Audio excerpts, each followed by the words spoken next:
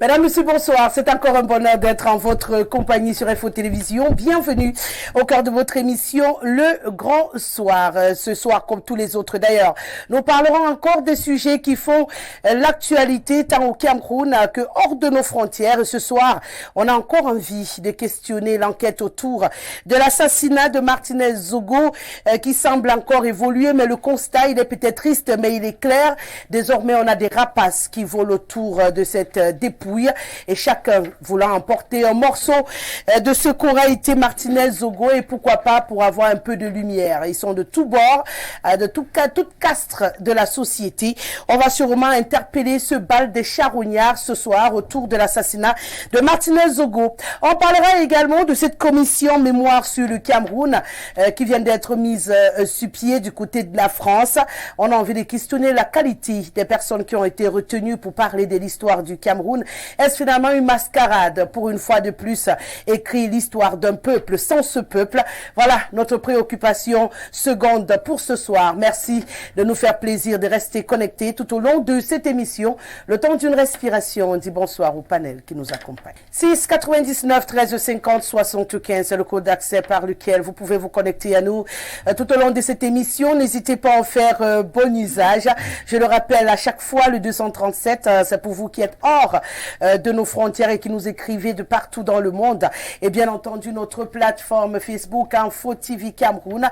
Pour les amoureux des tabloïds, peu importe votre position géographique, vous avez également l'occasion de participer à cette émission. Une fois que je l'ai dit, je vais dire bonsoir à monsieur Senimba Tiogo qui est avec nous ce soir. Il est également journaliste.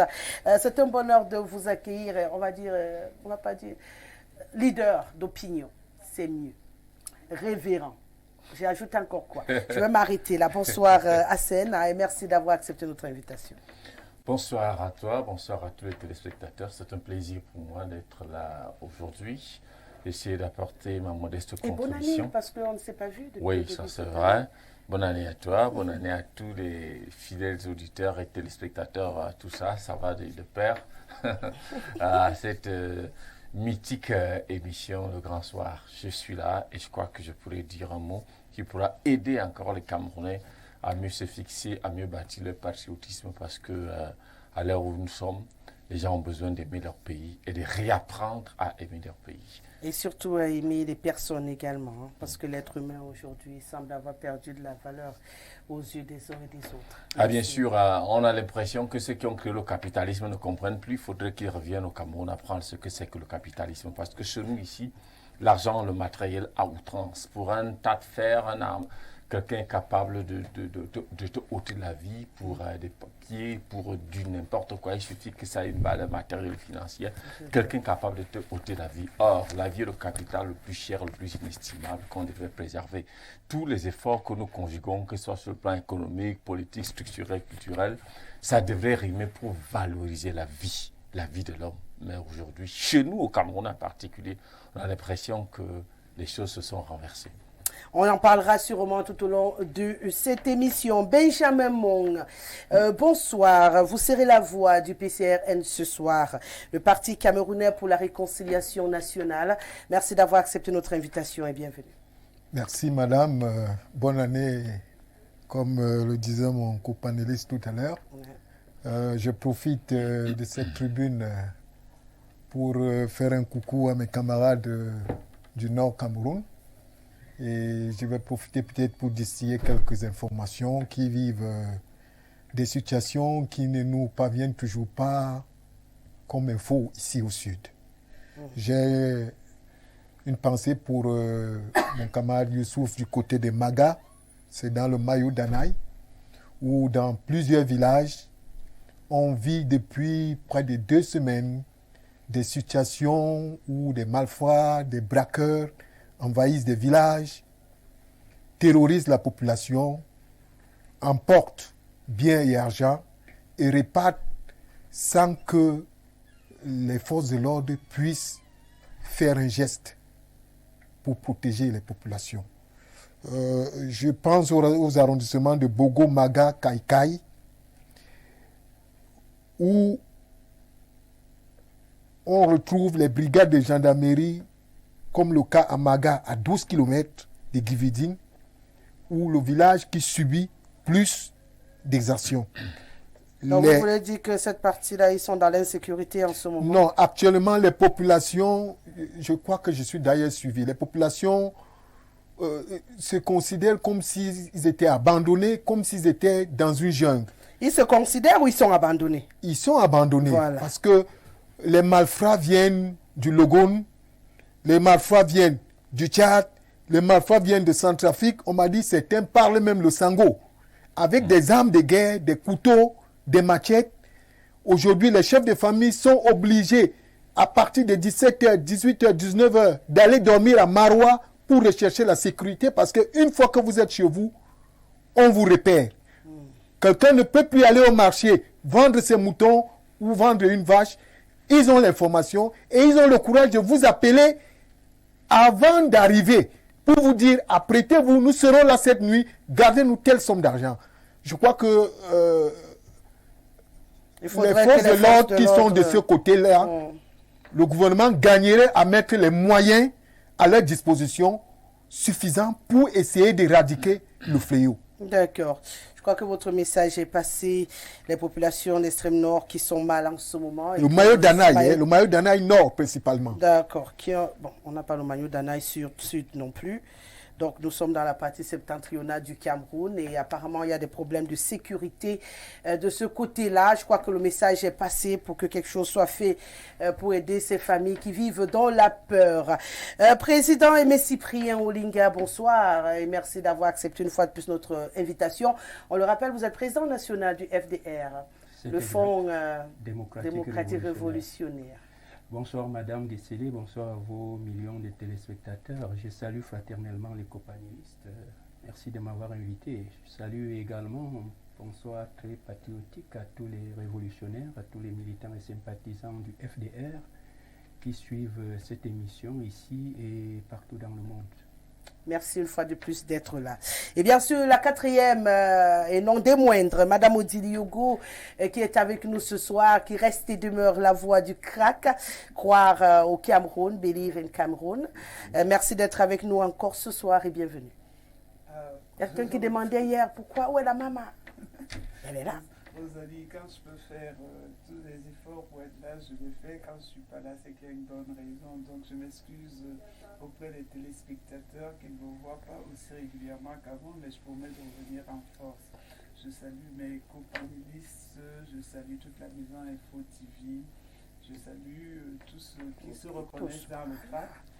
Et Rosalie, j'avais une pensée toute particulière pour les oubliés de la République. Ah d'accord. Parce que de plus en plus de gens m'envoient des petits messages et me disent « Maman, il ne faut pas nous oublier en allant là-bas ». Et aujourd'hui, ce sont ceux qui travaillent sans relâche et qui, à la fin du mois, ne voient pas leur salaire. Et ce n'est pas souvent un mois, ce n'est pas souvent 2 mois, c'est souvent des mois et des mois. Et ils me disent que la maman, il faut quand même essayer de dire aux employeurs de penser à nous, quoi. Donc les oubliés de la République, ce sont ceux qui œuvrent pour que des institutions marchent, des sociétés marchent, des établissements marchent, et qui finalement à la fin du mois attendent encore et encore et encore des salaires. Ben, apparemment, ça peut être un modèle aussi. Hein. Vous savez, on crée beaucoup de styles et de modèles au Cameroun. En tout cas, beaucoup de courage à ceux-là qui vivent ce type de situation. On peut savoir que c'est pas facile. C'est pas facile quand on sait qu'on a des responsabilités à assumer aussi. Ce n'est pas facile, Rosalie, parce que les gens ont quand même pris l'habitude que malgré le fait qu'il n'y ait pas de salaire, ils sont toujours en poste. Oui, oui. C'est notre mauvaise habitude au Cameroun. Ouais, c'est vrai, hein, M. Mbadjogo. Parfois, ce sont des miracles qu'il faut réaliser pour être là. Mais parfois, je me dis aussi qu'à force de trop le faire, on ne se rend pas finalement compte que vous avez besoin. Ah oui. Peut-être. Peut-être il faut... Quand il n'y a pas de grogne, l'employeur de mauvaise foi reste qui peuvent tenir 6 mois. La précision en vaut la peine. Il y a des patrons de mauvaise foi. Il y en a qui ne donnent pas parce qu'ils n'ont pas, vraiment. Mais il y en a qui ne donnent pas parce qu'ils ont des vacances à prendre à Paris, à Kribi, et que ce sont vos salaires qui doivent les aider à vivre ces moments. Il y a un peu de grogne, un peu de menace, qu'ils viennent vous donner 2 mois sur 8 ou 3 mois sur 10. Et puis vous continuez, les autres 7-8 mois, vous les oubliez, malheureusement. C'est triste. Mais c'est aussi quelque chose qu'on va devoir ranger aussi au Cameroun. En tout cas, merci la maman d'avoir pensé à cela. qui ne vivent pas à la sueur de leur front. Je crois que c'est bien résumé comme ça. On transpire et puis à la fin, alors qu'on avait dit qu'on devait manger à la sueur de son front, apparemment on transpire, après on ne mange pas. En tout cas, merci d'être là tous les 4 ce soir. On va démarrer cette émission une fois de plus en parlant de Martinez Zogo. Je le disais encore hier à l'entame de mon propos, le constat il s'impose et je le réitère aujourd'hui. Chacun aujourd'hui sort de je ne sais pas où pour revendiquer sa filiation avec Martinez Zogo, pour revendiquer sa filiation avec son épouse, sa famille, son inquiétude avec l'ethnie. Chacun y allant de sa lumière. Il y en a même qui sont menacés, d'après eux, et qui, certains finissent par demander l'exil en cachette. Je suis menacé, il faut qu'on me signe le visa. Je vais quitter le Cameroun pour aller me protéger quelque part. C'est triste, M. Mbatiogo, mais malheureusement, on parlait de valeur de l'être humain il y a encore quelques minutes. J'ai l'impression que cet assassinat de Martinez Zogo nous fait découvrir encore l'être humain et nous fait voir des murs et des pas murs au Cameroun depuis quelques temps. Alors, ce que je voudrais dire d'entrée de jeu dans cette affaire, c'est que, vous savez, quand des gens sont oisifs, l'oisiveté crée le vice. Quand les gens sont oisifs et ils s'ennuient et ils deviennent vicieux. Et toute opportunité devient pour lui, toute situation devient pour lui une opportunité d'expression, une opportunité d'évasion, une opportunité de visibilité. C'est ce qui se passe malheureusement avec Martinez au jour d'aujourd'hui. Des non-nèmes, des gens qui avaient disparu, des gens qui sont en panne de créativité, qui sont plus capables ou qui ne sont pas capables de se démarquer dans ce qui est positif, profitent donc de cette situation. Et surtout qu'à l'aide du numérique, chacun est libre de publier ce qu'il veut et partager dans 10, 20, 30, 40 groupes, dans 10, 20, 30, 40 forats. Et on se délecte de ça comme du miel et les gens partagent comme des petits pains parce qu'il y a l'oisiveté. Vous avez l'impression que tous ces gens qui racontent tout et n'importe quoi partout, c'est parce qu'ils n'ont rien à faire? On n'a pas l'impression que c'est un peu plus calculé que ça quand même? Il y a d'abord, ça c'était le premier pan, il y a l'oisiveté. Il y a maintenant l'opportunisme pernicieux.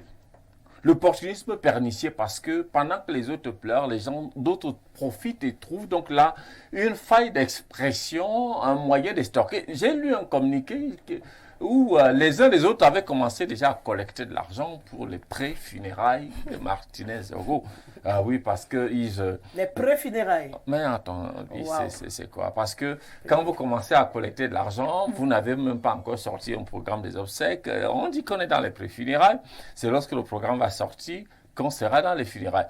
Donc, vous voyez comment des gens malicieux, des gens vicieux, des gens pernicieux, des gens sadiques et cyniques peuvent se donner cette opportunité de pouvoir se lancer dans cet exercice. Donc, ce n'est pas surprenant de constater que les uns des autres profitent, surfent sur le malheur des autres pour se faire une opportunité.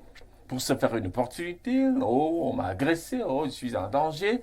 J'ai vu un confrère, je ne vais pas citer son nom, qui montrait comment on a incendié son véhicule, comment est-ce qu'il montrait les chiens ont fait ceci, les gens ont escaladé par là. Alors, du coup, je me suis posé la question, quel est le rapport entre lui et le décès justement de Martinez Zogo? Était-il aussi impliqué dans les dossiers de dénonciation qui seraient à l'origine de l'assassinat de Martinez Zogo? Ça, c'est la grande question. Donc, chacun sort aujourd'hui. Il y a même un autre confrère encore qui s'était livré à une interview spectaculaire dans une radio concurrente dont je ne vais pas aussi citer le nom et qui aurait été convoqué à la dernière minute pour être auditionné et qui a complètement changé de langue. Non, je ne veux pas citer les noms des gens. Moi, je ne veux pas citer les noms des gens. On lui dit bonsoir d'ailleurs. Ah oui. Alors, moi, j'ai suivi cette interview dans Radio Balafon à Douala. Et je me suis posé la question, mais pour un homme comme celui-là, qu'est-ce qu'il voulait gagner? Est-ce qu'il est en panne de notoriété? Est-ce qu'il est en panne de visibilité? Est-ce que sa télé est tombée en faillite? Est-ce que son journal est tombé en faillite? J'ai pas compris. J'ai pas vraiment compris. Donc, il y en a légion de catégorie de Je Camerounais disais de tantôt tous qu'ils bords. sont de tous bords. Voilà, effectivement, en train de qui nous créer profitent des et qui se permettent justement de surfer sur le malheur de la famille nucléaire de Martinez-Zogo. On se demande pourquoi et vraiment que visait-il. Peut-être d'autres ont des fins, des intentions, des objectifs dont nous ignorons aujourd'hui. Mais j'ai dit, c'est malsain quand même. Ouais. Monsieur Mong, le constat il est clair, hein? Autant je dis on parle là des hommes de médias et tout, autant on parle des hommes politiques qui sont aujourd'hui dans des récupérations, à se filmer pour montrer comment ils sont très présents, ils assistent. Est-ce que c'est nécessaire dans ce type de situation? Tout ce qu'on demande aux gens c'est d'être solidaires, de revendiquer cette justice pour Martinez-Zogo sans intérêt. C'est-à-dire sans rien attendre en retour. Est-ce que c'est difficile aujourd'hui de poser un acte pour rien? Madame... Si vous allez vous incliner ou rendre visite, vous avez besoin d'appeler les caméras derrière vous pour qu'on voie comment vous êtes triste d'assister ou de participer à la recherche de la vérité autour de cette affaire? Madame, je vais vous dire à premier coup, nous sommes d'abord les Bantous. Et quand il y a décès, il y a décès et décès. Non, quand il y a assassinat, parce que le mot décès n'a pas sa place ici. Quand il y a drame, voilà, c'est mieux. Voilà, c'est mieux. Quand il y a drame et drame. Maintenant, cette spontanéité pour certains de s'afficher, je pense que il y a derrière pour certains la compassion, la peine dont la famille nucléaire du défunt est en train de vivre. Bon, maintenant les analyses, eux, ils vont aller dans tout le sens, soit de la récupération, soit en panne de visibilité, comme disait tout à l'heure un confrère à Martinez. Voilà, M. Batchogo. Et nous sommes à l'ère de la modernité. Les réseaux sociaux où la technologie est venue s'ajouter derrière tout cela, parce que quand ces choses n'existaient pas, nous tous les Bantous, on sait comment le deuil, ça se manifestait. Quand quelqu'un est en deuil, on sait comment on va arriver chez lui. Avant que les obsèques ne soient programmées, on sait le comportement qu'on doit afficher. Mais aujourd'hui, les réseaux sociaux sont là.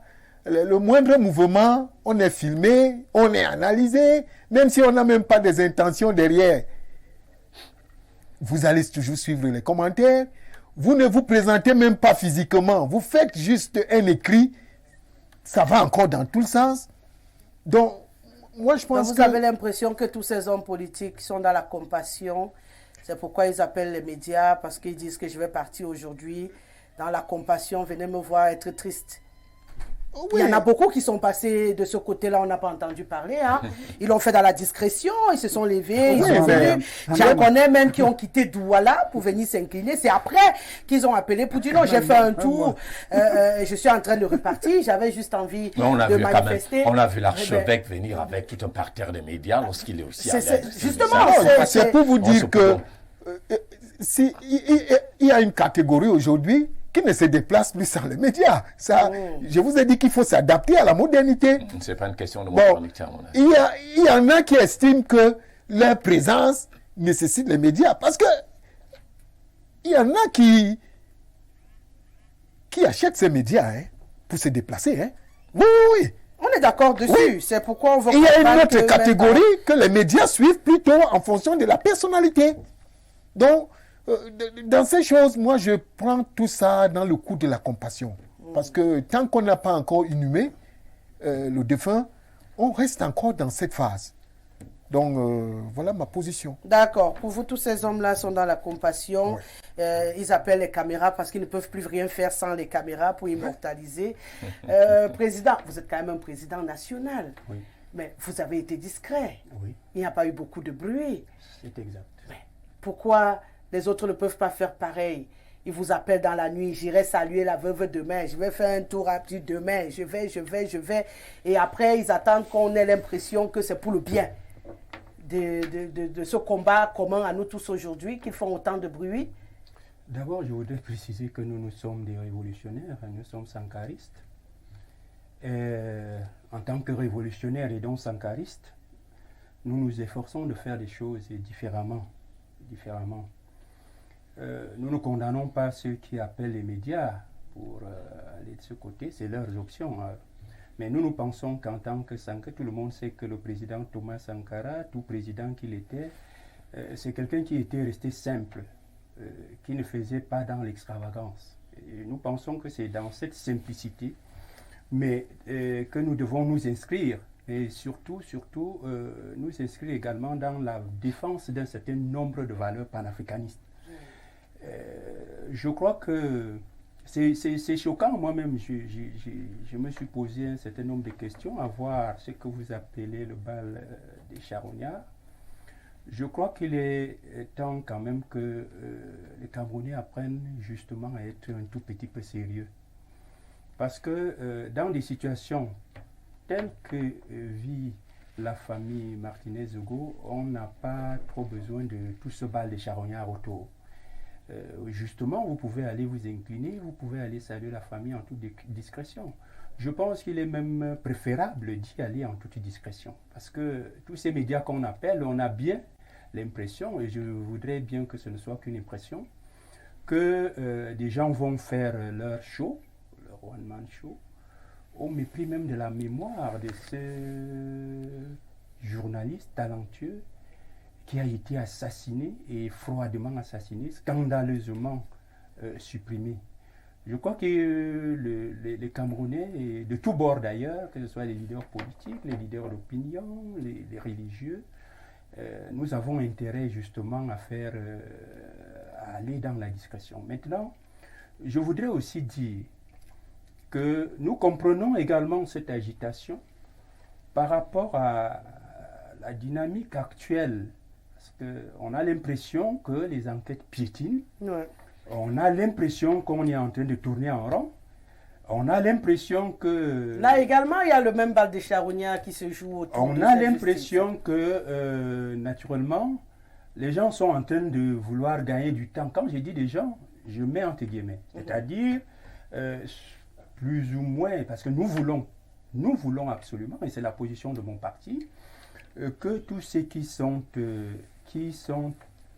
identifiés par les enquêtes qui ont été prescrites par le chef de l'État, que ceux qui sont identifiés comme des exécutants et ceux qui seront identifiés naturellement comme des commanditaires, que tous ces gens-là justement soient interpellés, traduits en justice et punis. Voilà la position de notre parti. Maintenant, le fait de laisser traîner en longueur, parce que j'ai même entendu dire qu'on aurait même repris les enquêtes à zéro. Ouais. Je pense que c'est malsain. C'est malsain et c'est de nature justement à encourager ce bal des charognards. C'est pour qu'à la fin, et puis comme Jean-Marie Benoît Bala, comme dans le cas de Jean-Marie Benoît Bala, comme dans le cas de mon propre père, je vous ai dit, il a été assassiné dans les mêmes conditions il y a 6 ans. Dans le cas des sœurs de Djoum, dans le cas de Monseigneur Plumet, de Monseigneur le père Angèle Bernvin, on a l'impression que la stratégie consiste justement à noyer le poisson en faisant tourner les enquêtes et en prenant du temps pour que le moment venu, les Camerounais y baissent un peu la garde, l'opinion nationale et internationale avec, et pour que, comme dans ces autres enquêtes, justement, qu'on classe et puis que la vie continue. Nous disons que je voudrais, moi, interpeller le président de la République, garant de notre sécurité à tous et garant des institutions. Il a prescrit des enquêtes mixtes.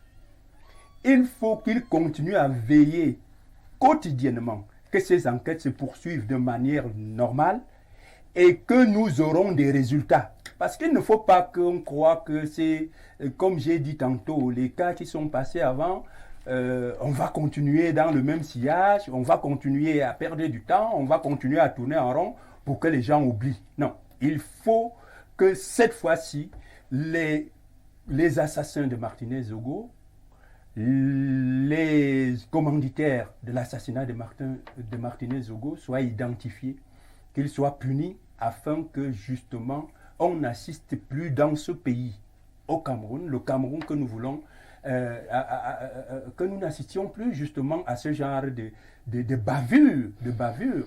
c'est inacceptable dans une société qui se veut une société de liberté, une démocratie qui se construit. Je dois avouer que ça fait quand même peur de vivre aujourd'hui au Cameroun. Ça fait très peur, mais comme nous sommes des responsables politiques, nous n'avons pas intérêt justement à davantage créer j'allais dire, de la peur dans l'esprit des Camerounais. Mais je dis au président de la République, pour arrêter ce mauvais cinéma qui se fait autour de la dépouille, ou si vous voulez,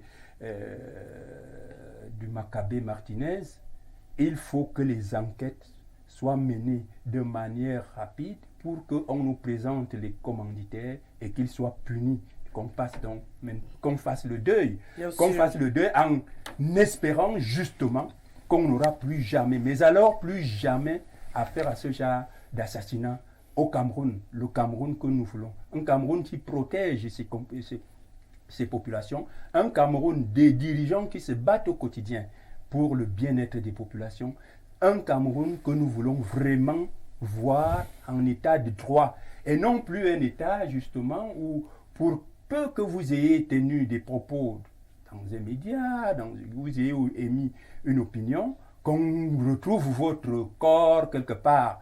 Justement, il faut que cela s'arrête. Il faut que cela s'arrête et il appartient à ceux qui ont la charge de gérer le pays de le faire.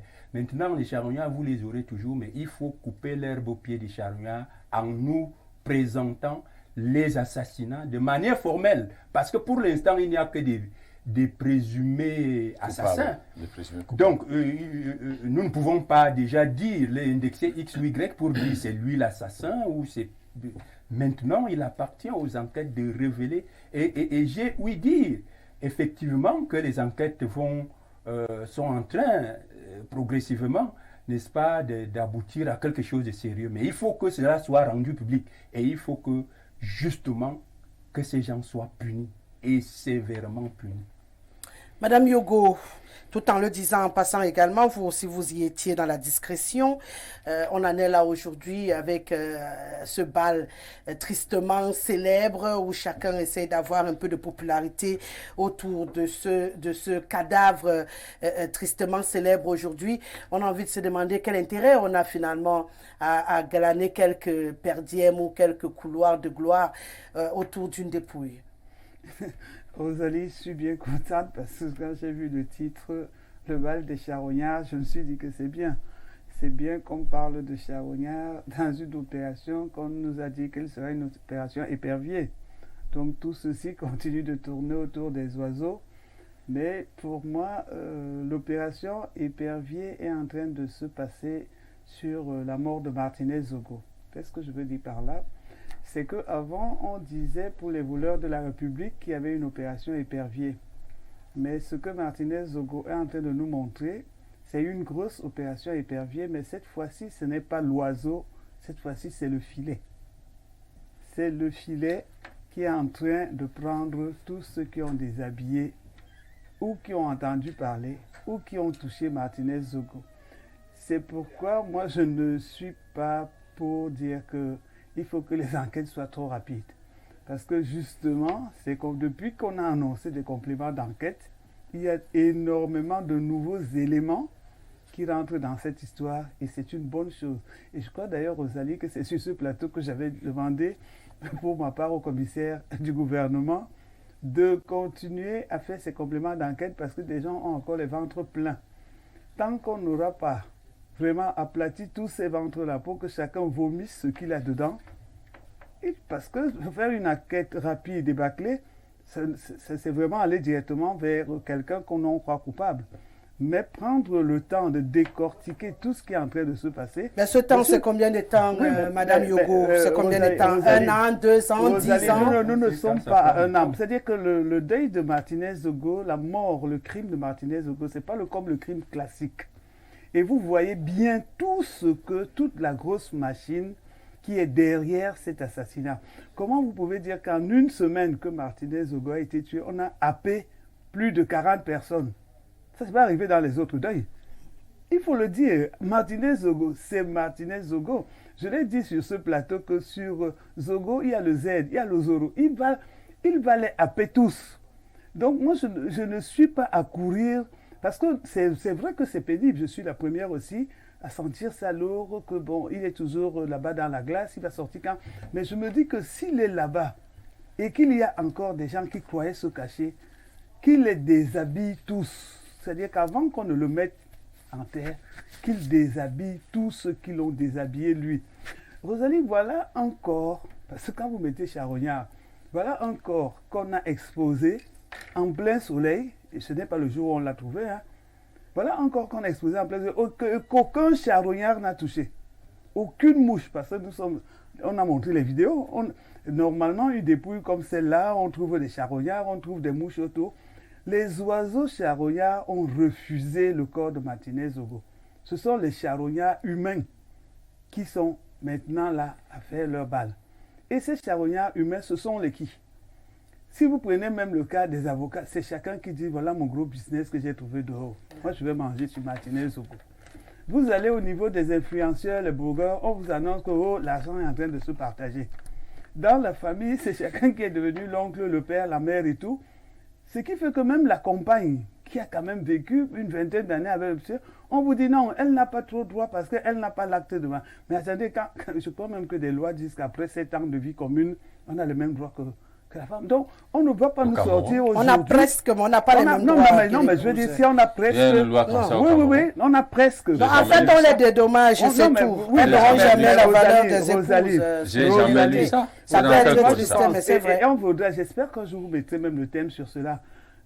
Sur ces situations-là, vous pensez vraiment que quand des gens vivent ensemble 20, 25 ans, avec des enfants de 25 ans, vous pensez que c'est ce papier-là qui valorise plus leur relation? Il y a des gens qui ont un papier pour 2 ans. Ce n'est pas bon, non, mais je voulais dire que même si ce papier sécurise, ce n'est pas pour autant. Je vous dis que ce n'est pas pour autant. C'est elle qui a vécu avec son homme 20 ans. Il y a des gens qui font le choix de ne pas. À ce niveau-là, on ne lui conteste pas de pouvoir être près de. C'est ici que c'est gêne. Il y a des pays, Rosalie, il y a des pays où on appelle le Pax. Le Pax, c'est un papier qui n'est pas l'acte de mariage. Sauf qu'il n'y a aucune légalité dans ces conditions. Non, on se met ensemble, mais on refuse d'aller signer un acte. Mais c'est parce que si j'aborde ce sujet, c'est parce que les gens ont l'air de dire qu'elle n'a pas le droit de dire quelque chose parce qu'elle n'avait pas l'acte. Et on reviendra là-dessus un jour. Pour l'instant, moi, je suis sur les charognards. Les charognards de famille, justement, veulent dire que comme elle n'a pas l'acte, elle n'a pas parlé. Mais heureusement que l'État, aujourd'hui, a mis à sa disposition des gendarmes pour la protéger. L'État n'a pu demander si elle a l'acte ou elle n'a pas l'acte. Et ça, j'apprécie vraiment que la gendarmerie ait décidé d'accompagner cette femme et ses enfants parce que le stress qu'eux y vivent, je crois que j'ai vu dans la presse que le chien aboie toute la nuit, ils ne dorment pas. Donc, au moins, on reconnaît que c'est la personne qui vivait avec Martinez et qu'il faut la protéger et c'est important. Donc, au niveau, il y a certaines personnes qui disent c'est moi qui suis de la famille, c'est moi. On a vu ça avec les artistes. Dès que quelqu'un meurt, il y a déjà une collecte, un compte est ouvert.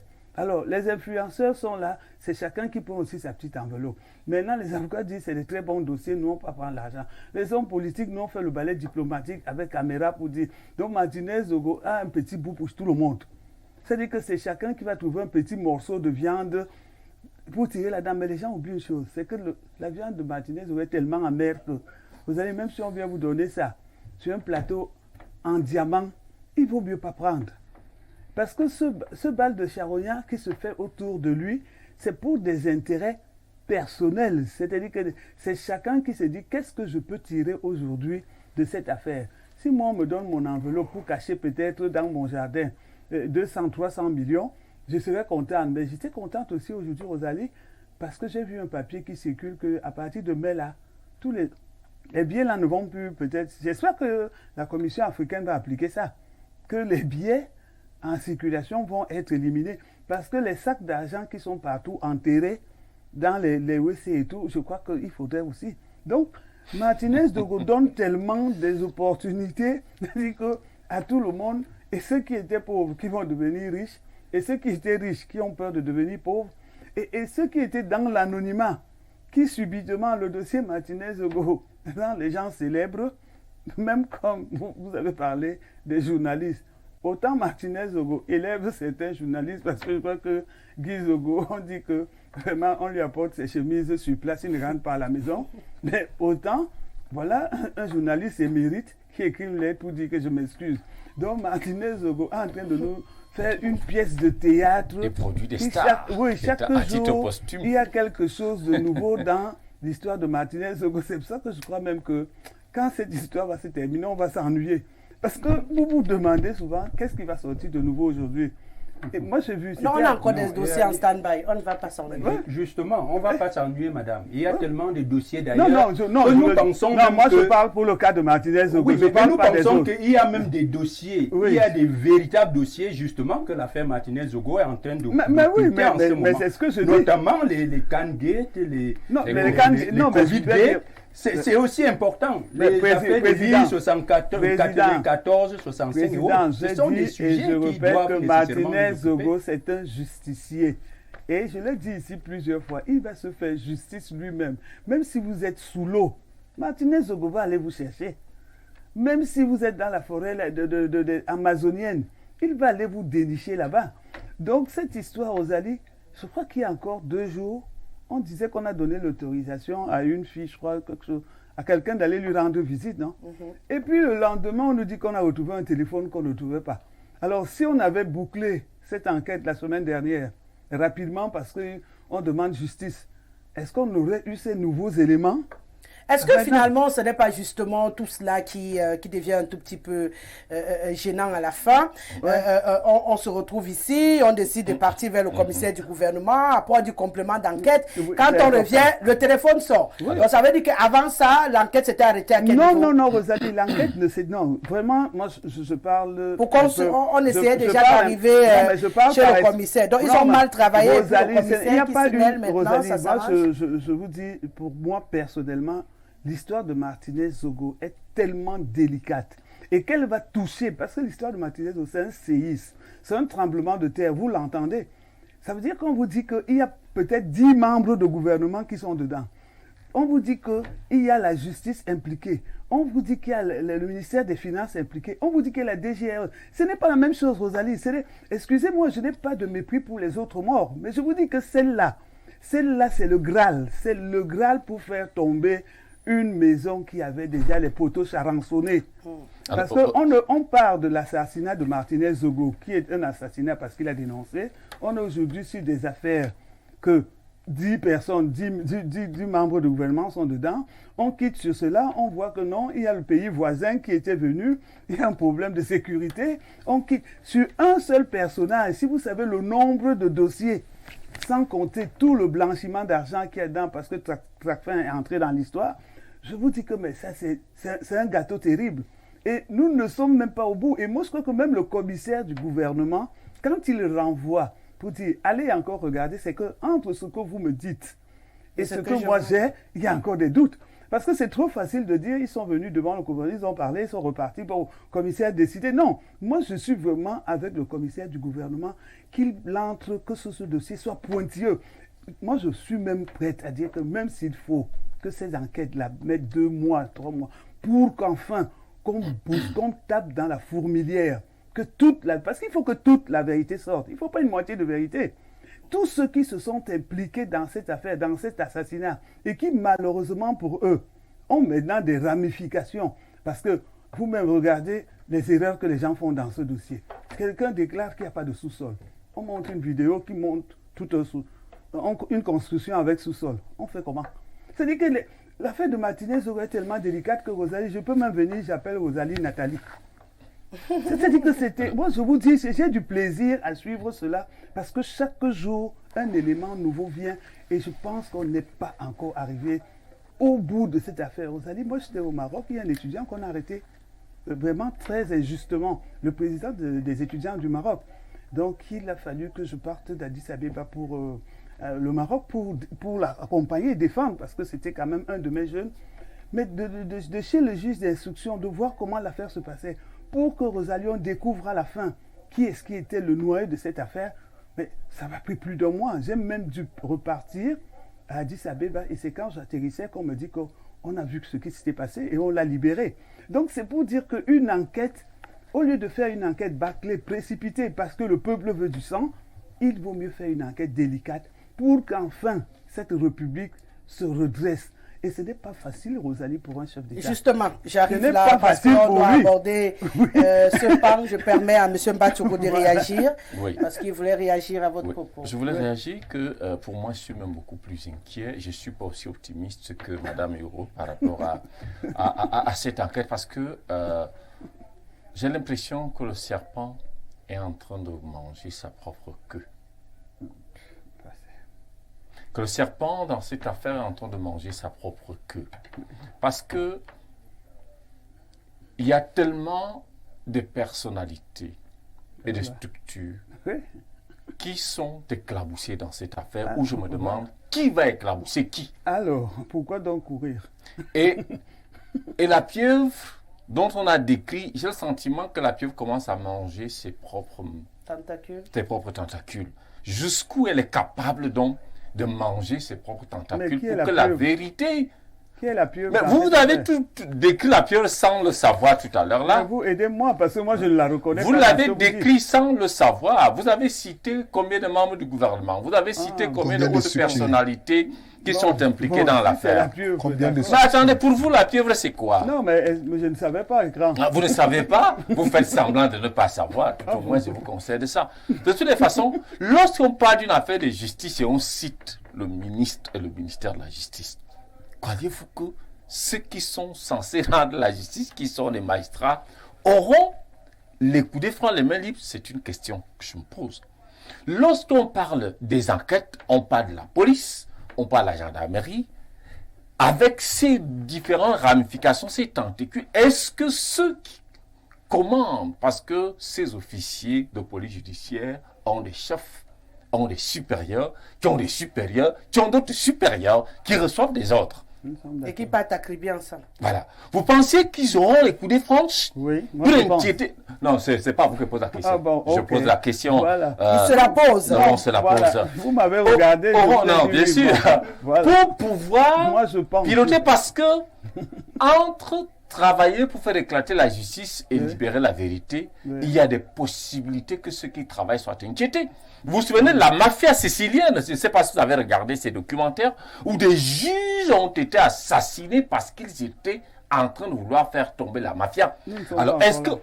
Pardon? Nous ne sommes pas encore là. Ah bah bon. Les juges n'est pas C'est encore pour ça que assassiné. j'ai dit, n'ayons pas l'analyse candide de cette affaire. Moi, je suis très inquiet par rapport à cette affaire. Mais Je suis extrêmement inquiet. C'est pour ça que jusqu'à aujourd'hui, je me suis réservé de faire des commentaires de ce dossier sur mes pages officielles. J'observe, j'analyse. Oui. Et je me rends compte que nous sommes partis de l'assassinat d'un animateur radio. De toutes les façons, le jour où j'ai vu sur les réseaux sociaux le document que Martinez a publié adressé au président du tribunal de grande instance du Fundi, j'ai compris que ça a cuit. Parce que les choses étaient hautement sensibles dans cette affaire. Les marchés, entre guillemets, fictifs, avec des montants faramineux, mais oui. des montants faramineux en termes de milliards. Et il dénonçait, il avait adressé. Et moi, je me serais attendu que, immédiatement, qu'une enquête soit ouverte. Parce que si une enquête avait été ouverte en ce moment, parce que lorsque le document arrive dans les réseaux sociaux, il était déjà sûrement entre les mains des autorités judiciaires. Moi, je m'étais attendu que la justice se saisisse de cette affaire. Je vais Peut-être Martinez ne serait pas mort. Je vais même Parce dire que quelque chose. lorsque le document est sur la place publique, c'est à ce moment qu'il lance cette vaste série d'émissions, de dénonciations en rapport avec cette gabegie financière. Et quand on regarde, et les marchés, ça a des implications et des ramifications avec tous ces différents ministères et des finances et des ministères en charge des marchés, etc. etc. Et c'est pour ça que je me dis, jusqu'où ce serpent qui a commencé à manger sa propre queue ira. Vous avez l'impression que le fait que une grosse partie, j'allais dire une bonne part quand même de certains membres du gouvernement du Cameroun soit un tout petit peu cités, Oui. risque de pousser la justice à biaiser un tout petit peu les résultats pour le bien de l'État? Je suis préoccupé, pas pour le bien de l'État, pour leur bien individuel. Je suis préoccupé par rapport à ça parce que lorsque 2, 3, 4, 5, 6, 7, 8, 9, 10, comme elle disait, membres du gouvernement sont Ce n'est indirectement pas moi qui dis. ou j'ai dit. directement C'est cités génial. dans un dossier ou impliqués parce que Oui. lorsque vous lisez ce document que Martinez avait rendu public, vous voyez que il y en a plusieurs ministères, plusieurs sectoriels qui sont. Lorsque vous vous rendez compte, vous pensez que eux, alors qu'ils vont croiser les bras, attendre que la justice arrive à eux, c'est d'autant plus que dans notre pays, nous n'avions pas cette culture de la démission. Ouais. Parce que si ceux qui sont cités de manière directe ou indirecte avaient cette culture, du moment où ils se seraient déchargés, En disant, je suis peut-être innocent, oui. Du moment où il se décharge des affaires publiques, il s'éloigne de la gestion, à ce moment. À ce moment, donc, je pense que la justice pourrait peut-être avancer. Mais dès lors qu'ils sont encore aux affaires, ayant encore une portion du pouvoir et qu'ils sont cités dans une affaire complexe et compliquée comme celle-ci, je me dis jusqu'où la pieuvre sera capable de manger ses propres bras. Donc, mais je voulais dire, monsieur, je voulais vous dire rapidement quelque chose. Vous parlez, vous dites que la justice est mêlée dans cette affaire. Mais vous voulez que, vous aurez souhaité que ce dossier soit déclenché par un système qui est mêlé dans cette affaire. Vous comprenez donc, donc mon inquiétude dans ce cas. Non, mais vous ne pouvez pas vous inquiéter. Au contraire, c'est une bonne chose qu'on ait donc donné ce dossier et à la gendarmerie, à la police. Et qu'on ait écarté la... Ce sont des officiers de police judiciaire, madame. Même s'ils sont des officiers de police, monsieur... Alors, ils sont sous les autorités des magistrats, des procureurs. Si ce dossier avait été déclenché au moment où vous le souhaitez, il aurait été pris en main par le ministère de la Justice.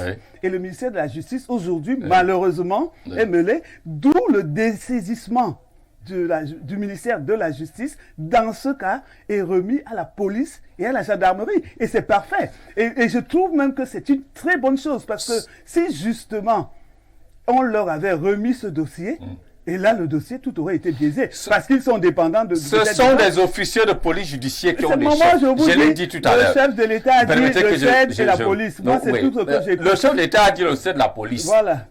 Il n'a pas dit le ministère de la Pour que l'instruction du chef de l'État arrive, elle est passée par le secrétaire général à la présidence, qui est le patron de la police, et donc le patron de la police est le patron des officiers de police judiciaire en charge du dossier. Et il se trouve donc que même la gendarmerie, dans ce labyrinthe, même le ministre de la Défense aurait été aussi cité de manière indirecte, et il se trouve donc que le secrétariat d'État à la Défense, dont les officiers de police judiciaire, la gendarmerie dépendent, est sous l'autorité du ministère de la Défense. J'ai dit une chose.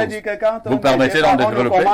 Je vous ai laissé développer. Non, moi je parle que conditionnel. Je peux rien affirmer ici. Je peux rien affirmer parce que c'est un dossier en cours et il est délicat. Je voudrais terminer. Permettez que je termine, s'il vous plaît. Je disais donc que, moi, je ne voudrais pas m'égarer un peu dans l'analyse. Je voulais brosser une chose sur ce que madame a dit. Vous savez qu'on n'est pas à la conférence aussi. Il faut réguler le échange. Oui, bien sûr. Je vous permets de réguler le temps. En une minute pour dire que, pour moi, l'enquête est déclenchée par l'instruction du président de la République. Et vous voyez le balai donc que nous observons. Je reviens sur le thème initial. Beaucoup de personnes qui ne font pas comme le président, comme madame, qui vont de manière discrète, voudraient montrer clairement qu'ils sont en phase avec la politique du président de la République sur le plan de la justice. Alors, on ne peut pas aller de manière anonyme. Il faut bien que ce soit une occasion pour eux de se montrer à la face publique pour dire que positionner. Autant ils soutiennent la justice, c'est malsain, mais c'est ce qui se passe. Autant ils sont en phase avec la politique du président de la République. Donc, je ne vais pas monopoliser la parole. Oui, je voulais dire à madame que... Donnez-moi une seconde pour que je rappelle à M. Benjamin que personne n'a de temps de parole sur ce plateau. Je suis propriétaire des 2 heures d'émission et je donne un peu en fonction de mon bien vouloir. On est d'accord? Allez-y, madame. Allez-y, président, vous avez la parole. Je vouloir dire à madame que moi, je n'ai pas demandé ici. Je crois qu'elle ne m'a peut-être pas très bien compris. Je n'ai pas demandé de bâcler quelque enquête que ce soit. Mais vous ne voulez pas juste que ce soit trop long. Parce que je ne veux non plus effectivement que ce soit trop long. Parce que on est habitué à ce que les enquêtes durent, on tourne un peu en rond et après la température baisse et puis basta. C'est ça qui m'inquiète moi. Et puis autre chose, c'est important ce qu'elle vient de dire. Et c'est pour ça que moi, j'ai dit en réalité, cette affaire-ci n'est pas une petite affaire. Voilà. Parce que c'est une affaire qui peut faire tomber même le système. Quand on voit les différents responsables qui sont cités, à tort ou à raison, dans cette affaire, on se dit il faut véritablement un séisme politique dans ce pays. Et il n'y a que le chef de l'État qui peut Vous comprenez donc mon et inquiétude. moi je suis Donc, parfaitement, voilà. je comprends parfaitement votre inquiétude. Je partage d'ailleurs cette inquiétude. Il faut que le président soit suffisamment courageux pour qu'il comprenne qu'il est en train de jouer là le sort de notre pays. Voilà. Parce que s'il n'est pas courageux, s'il ne se met pas dans la posture du Léviathan qu'il doit être, pour dire je me sépare même de mes fidèles, des compagnons depuis 50 ans et tout, pour l'intérêt du pays, alors là, vraiment, nous risquons d'aller vers autre chose. Je voudrais davantage étayer mon argumentaire pour dire que la communauté internationale, aujourd'hui, je lisais également un journal américain, un très grand journal américain, qui a pris toute une page sur l'affaire Martinez-Zogo. Mais madame, est-ce que vous pouvez imaginer que lorsque on a observé tout le rendement médiatique mondial, parce qu'il s'agissait, vous regardiez les journaux français, vous regardiez les télévisions françaises, vous regardiez les télévisions américaines, les journaux et tout ça, mais on ne parlait que de Zogo. Donc en réalité, l'affaire Martinez-Zogo, il n'y a pas que des Camerounais que nous sommes qui attendent, qui veulent voir clair, qui attendent les résultats. L'ensemble de l'opinion mondiale, internationale attend, et attend le chef de l'État. Et c'est pour ça que moi je voudrais vraiment l'encourager, parce que je sais que c'est difficile. Lorsqu'on cite des gens qui sont avec vous depuis 40 ans, 50 ans, certains sont ministres depuis 35 ans, vous leur aviez, certains sont même considérés aujourd'hui comme les piliers de son régime. Lorsqu'on cite ce genre de personnes, je peux comprendre l'inquiétude ou la difficulté que mais en tant que chef d'État, il y a un moment donné dans l'histoire des nations où le chef de l'État doit se mettre au-dessus de la mêlée pour jouer rien que dans l'intérêt du pays et pas des amitiés qu'il a avec telle ou telle fonte du régime. Et c'est pour ça également que je trouve scandaleux.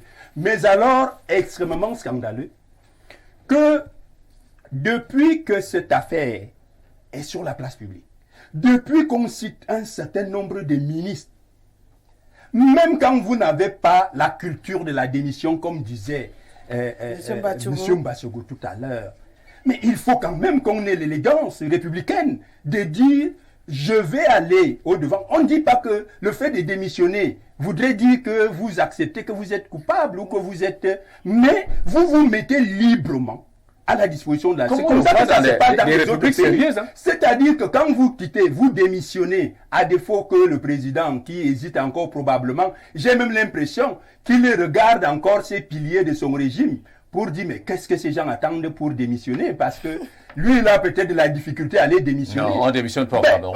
Si moi j'avais été à la place du président de la République, je vous assure que dans l'intérêt du pays, j'aurais déjà fait démissionner tout ce monde. Et d'ailleurs même, j'aurais déjà fait démissionner tout le gouvernement pour que justement ceux qui sont cités, à tort ou à raison, aillent répondre devant la justice, quitte à revenir, quitte à les intégrer s'ils auraient été cités, ils auraient été disculpés. Je pense que c'est comme ça que nous devons fonctionner. Le fait que la majorité, aussi la majeure partie des ministres, qui estiment d'ailleurs pour certains qu'ils sont des ministres clés du système, de rester en place et nous donne le sentiment qu'on est justement dans la logique de faire ce qu'on a l'habitude de faire.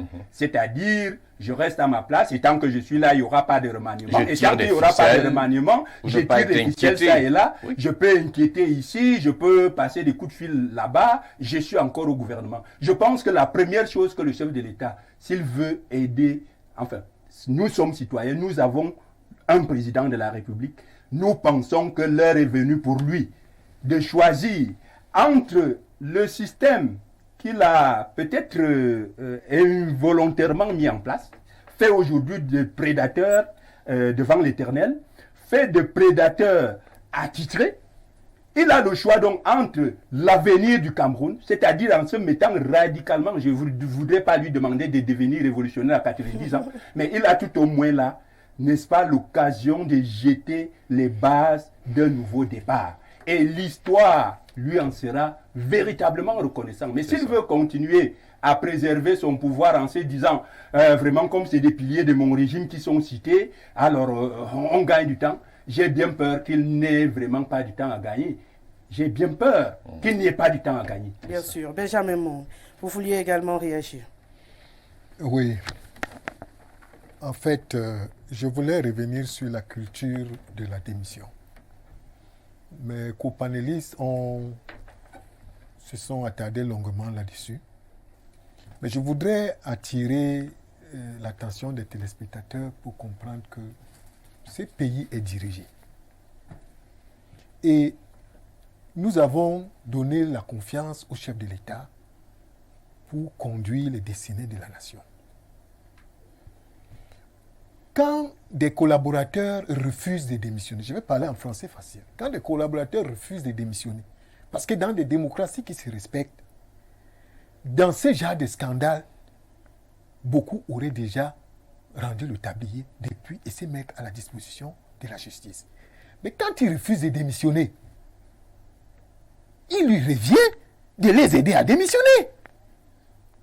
Parce que le sentiment, quand vous rentrez au quartier, tout à l'heure quand je venais, j'ai échangé avec quelques jeunes là, le sentiment qui est au quartier là actuellement, vu la tournure de ces enquêtes, c'est qu'il y a doute.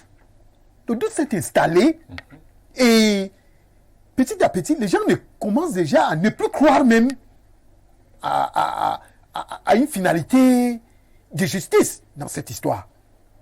Le doute est là. Et chaque jour qui passe, le fossé s'agrandit. Parce qu'on vous prend des exemples, comme M. Baziro disait tout à l'heure, on vous cite des exemples dans le passé et qui les font croire que le miracle, le séisme ne va pas se passer, se produire. Donc, moi je dis, on a vu des leaders dans ce continent, les Nelson Mandela, s'est débarrassé des collaborateurs les plus proches lors des scandales. Il faudrait que notre chef prenne ses responsabilités pour que justice soit faite et qu'il sache que le peuple a les yeux où le regarde. Vous avez l'impression qu'il va aller jusqu'au bout, parce qu'aujourd'hui, c'est lui qui détient la queue de la chèvre, j'allais dire la corde de la chèvre, puisqu'il a donné cette chèvre au CED et à la DGSN pour faire la lumière sur cette affaire. Mais on a l'impression que finalement, c'est lui qui tient la corde pour conduire la chèvre vers là où elle doit brouter son herbe. Donc, à partir de là, il faut peut-être qu'il lâche totalement la corde pour que ceux-là qui ont la responsabilité de faire la lumière sur cette affaire aient les coudées franches et qu'on nous sorte la vérité. Ou peut-être il faut qu'un bon berger qui entre encore très bien au milieu de ses brebis pour vérifier ce qui s'y passe. Mais vous avez l'impression, comme il le demandait le président Olinga tout à l'heure, que le chef de l'État va accepter d'avouer, parce que accepter également qu'il y ait certaines personnalités impliquées dans cette affaire, c'est également l'aveu de l'échec d'un système. Est-ce qu'il va aller jusqu'à cet aveu? C'est vrai qu'à cet âge-là, on ne craint plus rien et on a envie de se il a déjà avoué plusieurs fois. Est-ce qu'il peut en arriver jusqu'à là où on va se dire que pour le bien du maintien du système, il va se dire, bon, on sacrifie il a avoué. Il a avoué en une seconde. La parole est à Benjamin Mo. On va souffrir. Qu'il parle. Autant je l'ai interrompu tout à l'heure, autant je lui permets d'aller de son propos. Voilà. Je m'interroge comme beaucoup de Camerounais. Est-ce qu'il va pouvoir transgresser toutes ces affinités-là et montrer que on aspire à un Cameroun nouveau? C'est l'interrogation et c'est le souhait, c'est le vœu du peuple. Mais alors, est-ce qu'il va y arriver? Est-ce qu'il va y parvenir? Là, toute la question. Vous vouliez justement répondre à cette question. Peut-on prendre du vent nouveau ou mettre dans des vieilles outres? Ça, c'est la grande question. Alors, l'aveu sans action ne sert à rien. Je me souviens, dans deux ou trois de ces discours, j'ai entendu des phrases comme « Qu'avons-nous manqué ?» Il s'adressait à qui? Il ne s'adressait pas au Camerounais lambda, il s'adressait à ses proches collaborateurs face à l'inertie. Qui dit inertie dit échec de gouvernance. Il leur demandait qu'avons-nous manqué? Alors, est-ce que il va les avouer, il va les désavouer? On a eu quelques bribes. Je ne sais pas si c'était le désaveu avec quelques ministres qui avaient également le vent en poupe, qui certains se retrouvent aujourd'hui en prison, d'autres ont été libérés dans le cadre de l'opération dite Épervier. Alors, vous voyez, moi j'ai dit, je continue à marteler, à réitérer mon inquiétude parce que cette enquête va se bloquer. Je peux être prophète de malheur, vous allez me dire. Cette enquête va se bloquer. Pourquoi? Elle va se bloquer parce que il y a, au fur et à mesure que les nouveaux éléments arrivent, on se rend compte que ce n'est pas seulement ces personnes qu'on a arrêtées qui sont impliquées. Imaginez-vous, le commando qu'on nous a présenté aujourd'hui n'est pas fait des gardiens de sécurité, des agents de sécurité d'Africa Security, ou bien, je ne sais pas moi, des simples brigands du sous-quartier. Le commando qui a assassiné Martinez Oro, qu'on nous a présenté aujourd'hui, qui aurait assassiné, puisqu'on est encore dans la présomption. Ce n'est pas des bandits. Sauf que si chez lui c'est déjà avoué, voilà. On ne serait plus dans Auré, hein, voilà, contrairement à tous les autres. Ce n'est pas des vulgaires bandits du quartier, mais c'est des officiers d'élite. Quand on vous parle de ce fameux lieutenant-colonel, on ne se lève pas du jour au lendemain, on devient lieutenant-colonel.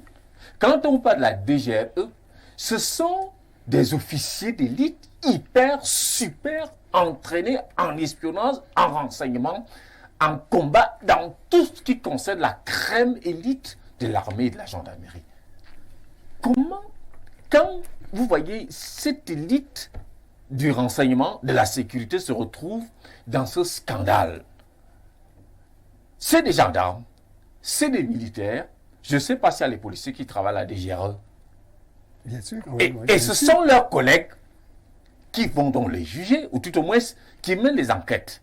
Et le commissaire du gouvernement, c'est un magistrat militaire. Vous voyez, c'est pour ça que j'ai dit, pour moi, pour que cette affaire aboutisse, le président, pour rejoindre un peu le président Olinga, le président de la République, doit dissoudre tout ce gouvernement, j'ai dit tout, et reprendre un nouveau gouvernement, même si à l'intérieur, on va reconduire certaines personnes qui n'ont pas de lien complètement. Tous ceux qui sont vous appelez à un remaniement immédiat. Tous ceux qui sont cités de manière directe ou indirecte, puisqu'ils ne peuvent pas démissionner, ils ne démissionneront jamais. Chez nous, il n'y a pas de culture de démission. Quelqu'un préfère mourir. Moi, j'ai été scandalisé un jour que des gens qui ont été arrêtés pour vol à haut niveau, au-dessus de l'argent de l'État. Moi, je parle pour que les gens du quartier comprennent. Quand on dit détournement, c'est un peu pour lire. Ils ont volé l'argent de l'État. Étant en prison, ils lançaient encore des motions de soutien au président de la République. Je me suis dit, mais ils se moquent de qui? De même ou bien du président?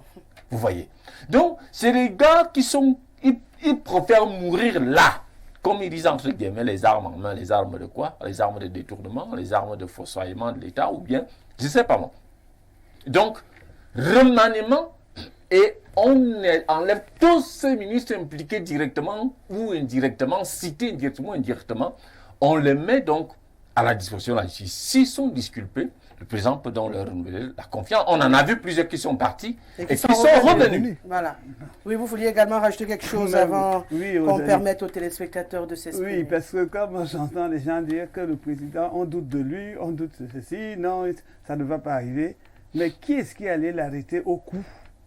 Ou bien qui lui a mis une corde au cou pour dire qu'il faut ouvrir une enquête? Il l'a fait volontairement.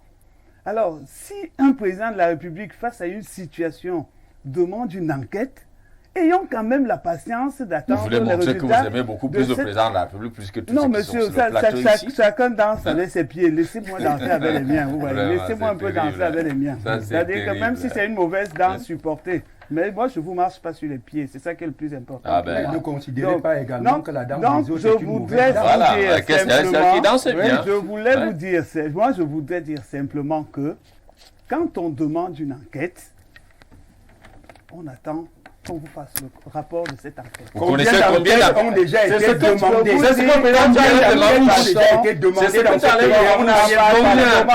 Combien? À partir du moment où, mais président. Non, mais combien d'enquêtes? C'est un logiciel caduc. Président, combien d'enquêtes ont déjà été inscrites? C'est un logiciel caduc. Ce logiciel-là ne passe pas dans ce cadre d'enquête. Allez donc brûler le lac parce que les autres enquêtes ne sont pas passées. Maintenant, oui, je vous le dis. Maintenant, cette enquête qui est ouverte, c'est pas vous, président Oliga, qui l'avez demandé. Je n'ai pas dit que c'est moi qui ai demandé. C'est non plus vous, madame. Mais donc, c'est le président de la République qui l'a demandé. Vous ne pouvez pas. C'est le président de la République qui l'a demandé. Ici. Non, on va pas. Que vous êtes un protecteur du président et que vous n'aimez plus que le président. On n'a pas de concurrence d'amour. On n'a pas. Vous voyez, quand on n'est pas très loin de la thématique. On n'est pas très loin de la thématique. On n'est pas très loin de la thématique. D'accord. Je vais vous aider. Le président de la République, qui est notre président à tous, plus que le président Olinga. D'accord. Il faut être je vais vous aider pour qu'on puisse avancer. Je crois que vous dites à peu près la même chose, mais de façon différente. Je pense que ce qui vous divise, c'est le temps et la patience qu'il faut avoir pour atteindre ces résultats. Tout simplement. Au regard justement des expériences des antécédents, vous trouvez c'est ça qui nous inquiète. Voilà. L'État a tous les moyens, en très peu de temps, pour réaliser une enquête expéditive. Maintenant, vous, Madame Yogo, vous trouvez qu'on doit un peu accorder le bénéfice du doute au président qui a, pour la première fois, fait une sortie pour demander toute enquête, Rosalie, très honnêtement, je vous dis, Rosalie, vous plaignez, vous me dites il y a un problème. Je vous dis, ok, j'ai compris. J'ouvre une enquête.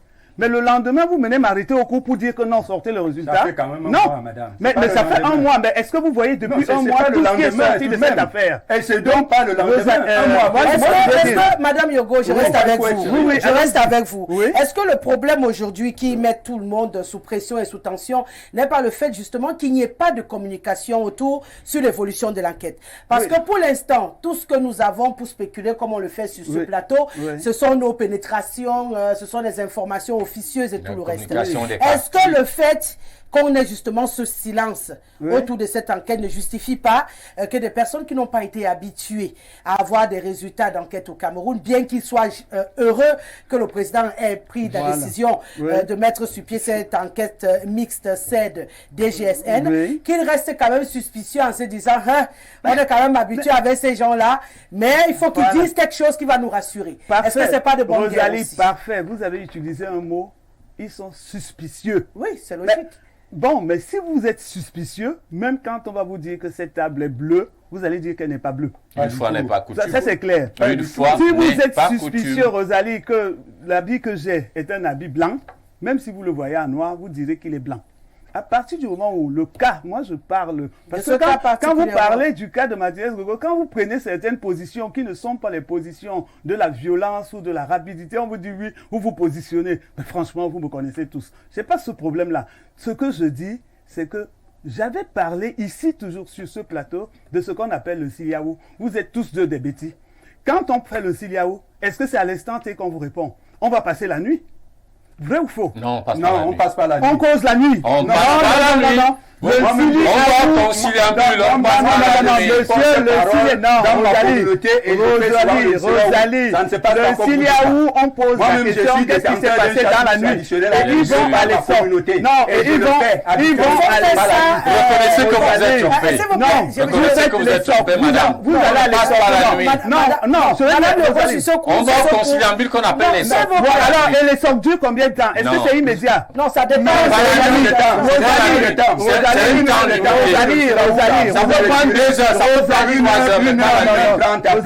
Rosalie, quand je retire peut-être la nuit, mais quand vous posez la question du Siliaou, on ne vous répond pas à l'instant T. On prend un peu de temps. On prend un peu de temps. Oui. Vrai ou faux? Vrai. Là, alors, non, mais attendez, ça veut dire qu'on prend du temps. Non, j'ai retiré la nuit. Mais je ne vois pas venir dans ce parallélisme. Encore que Rosalie, pour tous les... Mais attends, mais pour tous les obsèques des bêtises où je suis allé, on vient le soir, on pose la question en famille. Le soir. Dans la nuit, on pose la question dans la nuit. J'espère que je ne vous apprends pas. Donc vous nous apprenez je vous dis, laissez-moi progresser. Attendez, vous lisez quel livre? Attendez, mais vous lisez quel livre souvent? Attends, vous lisez quel livre? m'apprendre ce qu'on on va laisser la tradition. Non, Rosalie, la tradition est importante. Rosalie, on se retrouve. Attendez, on se retrouve des soirs. De toute façon, les téléspectateurs nous regardent. S'il vous plaît, ils nous regardent. s'il vous plaît, on va essayer de se comprendre. Oui. Ce que vous essayez de faire comprendre est que lorsqu'on demande quelque chose, on doit attendre la réponse. On attend la réponse parce que même dans nos traditions, c'est comme ça que ça se passe. Maintenant, on vous pose la question. Situation que nous sommes en train de vivre aujourd'hui, oui. qui est un drame, qui est une mauvaise mort, est-ce que c'est pas normal que les gens soient debout jusqu'à ce qu'ils aient cette réponse? Est-ce que c'est pas normal qu'on mette un peu plus de célérité pour apporter la réponse? Rosalie, si la célérité ne peut se mettre que pour avoir un résultat efficace. Justement. Mais si vous mettez la célérité parce que le peuple veut du sang pour un rapport qui sera faux et qui sera mal fait, ça ne servira à rien. Non, je veux bien parce qu'aujourd'hui, le peuple doit des gens. Oui, vous avez bien dit qu'il faut qu'il aille faire démissionner des gens. Si des gens, par honneur propre, ne veulent pas démissionner, mais pour que le président de la République les fasse démissionner, il faut qu'il ait des éléments probants. C'est un premier acte d'apaisement. À partir du moment où vous êtes cité, on ne peut pas apaiser à partir du moment où vous êtes pour apaiser. C'est un premier acte d'apaisement. Au contraire, lorsque vous tenez un pareil discours, de la République, lorsque vous tenez un pareil discours, madame, vous poussez plutôt le peuple à se révolter. Oui, quand vous tenez un pareil discours. Mais mon cher ami, si vous pensez que le peuple veut se servir à décharger les ministres cités directement ou indirectement. C'est un premier acte d'apaisement. Mais on ne peut pas décharger les gens pour décharger. Il faut des éléments probants. Moi, j'ai Est-ce que vous pouvez nous dire, Madame Yogo, vous pouvez nous dire aujourd'hui que le président n'a pas un certain nombre d'éléments probants qui lui permet de faire démissionner des gens? Je peux vous répondre? Il n'a pas assez d'éléments probants, peut-être jusqu'à tel instant. Vous êtes sur la table. Vous avez les éléments. Rosalie, eux, ils ont les éléments. Vous avez les éléments. Moi, je pense effectivement que vous avez les éléments. Et que, effectivement, est-ce que vous avez les éléments mieux que moi? Et que, si le citoyen lambda, comment? A quelques éléments. Si les enquêteurs aujourd'hui, ceux qui nous ont un certain nombre d'éléments, vous pouvez imaginer le nombre d'éléments qu'a le président de la République.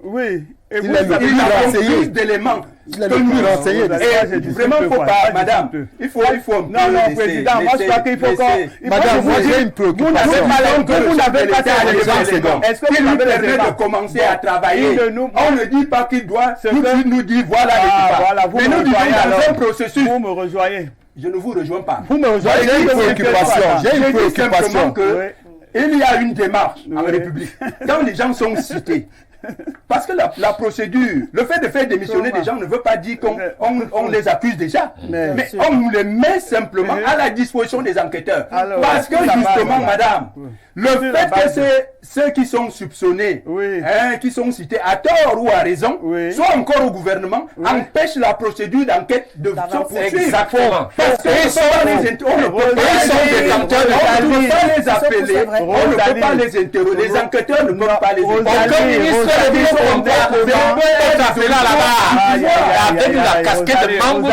Rosalie, dans une enquête, quand tu n'as pas assez d'éléments, tu ne peux pas prendre la bonne décision. Rosalie, quand même. Rosalie, c'est le minimum à savoir. C'est bon. Moi, j'ai une préoccupation. Il faut un nombre d'éléments pour accuser quelqu'un. Je vais encore remettre la balle au centre. Je voudrais qu'on soit clair. Sur ce plateau, personne n'est en train d'accuser quelqu'un. Alors, sur ce plateau, personne n'est en train d'accuser quelqu'un. On essaie d'analyser les éléments qui sont à la disposition et personne n'accuse personne. La question qui est posée, ce qui est sûr, aucune autorité judiciaire là ne peut convoquer un ministre pour l'entendre. Voilà. Non. Aucun. Laissez-moi aller jusqu'au bout. Je dis, dans cet état de situation, aucun. Ça veut dire que, si, j'ai dit aucun, c'est légal. C'est pas quelque chose qu'on invente.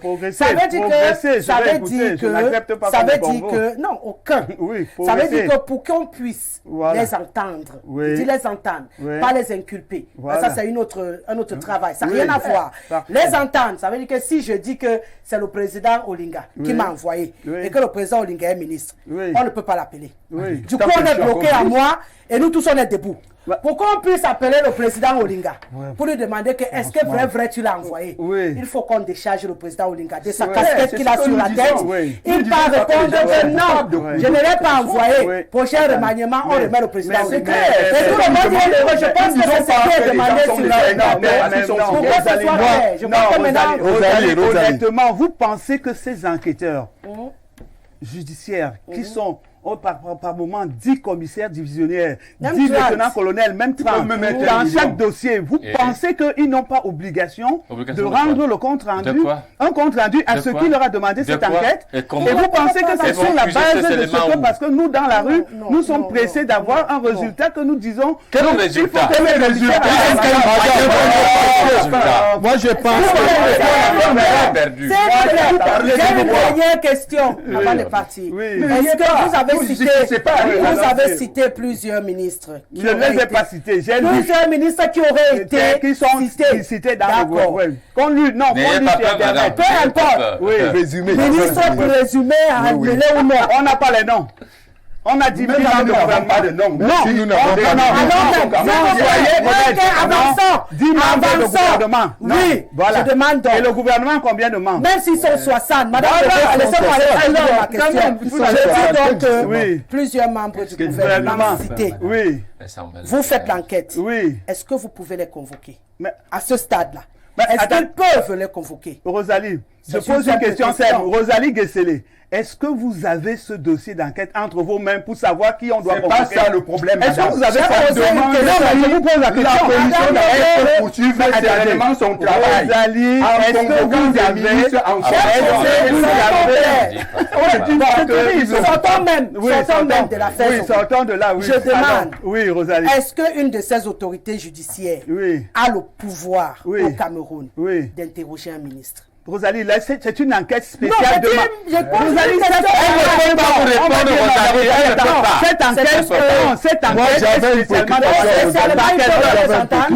cette enquête est spécialement demandée par quelqu'un, le président de la République. Cette commission n'a qu'une obligation, c'est de rendre compte au président de la République. Ils ont moyen de les entendre s'ils sont mêlés. Quand ils vont d'abord lui faire le premier compte rendu, le président va donner des ordres. Et moi, j'attends que ce compte rendu... Le président va entraver les textes.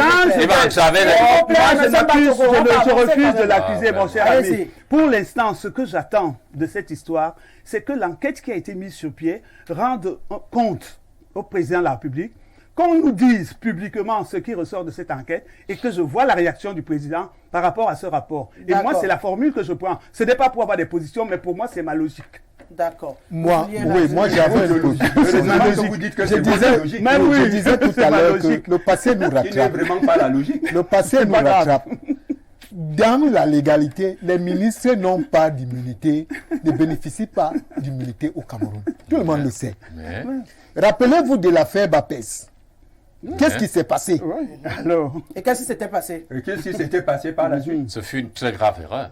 Voilà. Rattraper tout de suite. Rattraper tout de suite. Ça veut dire donc que c'est pas la règle. Mais en fait, vous me rejoignez alors. Voilà. C'est que la justice moi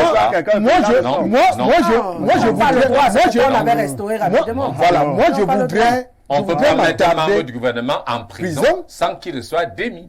Voilà. Ça, c'est une très grave erreur. Donc, moi, je voudrais ressortir un aspect. Est-ce qu'il est interdit au commissaire du gouvernement de faire une sortie? Je vais parler en français facile pour que les téléspectateurs comprennent. Parce que le commissaire du gouvernement... C'est facile aussi. Hein? Oui, c'est l'équivalent... Non, au quartier, on ne perçoit pas vite. C'est l'équivalent du procureur. Quand tu dis au quartier procureur, on saisit très vite. Tribunal militaire. Voilà. Donc le commissaire est le procureur du gouvernement. Est-ce qu'il peut faire une sortie actuellement pour ne serait-ce qu'édifier les Camerounais? À quel niveau se trouve le dossier? Non, mais c'est terrible.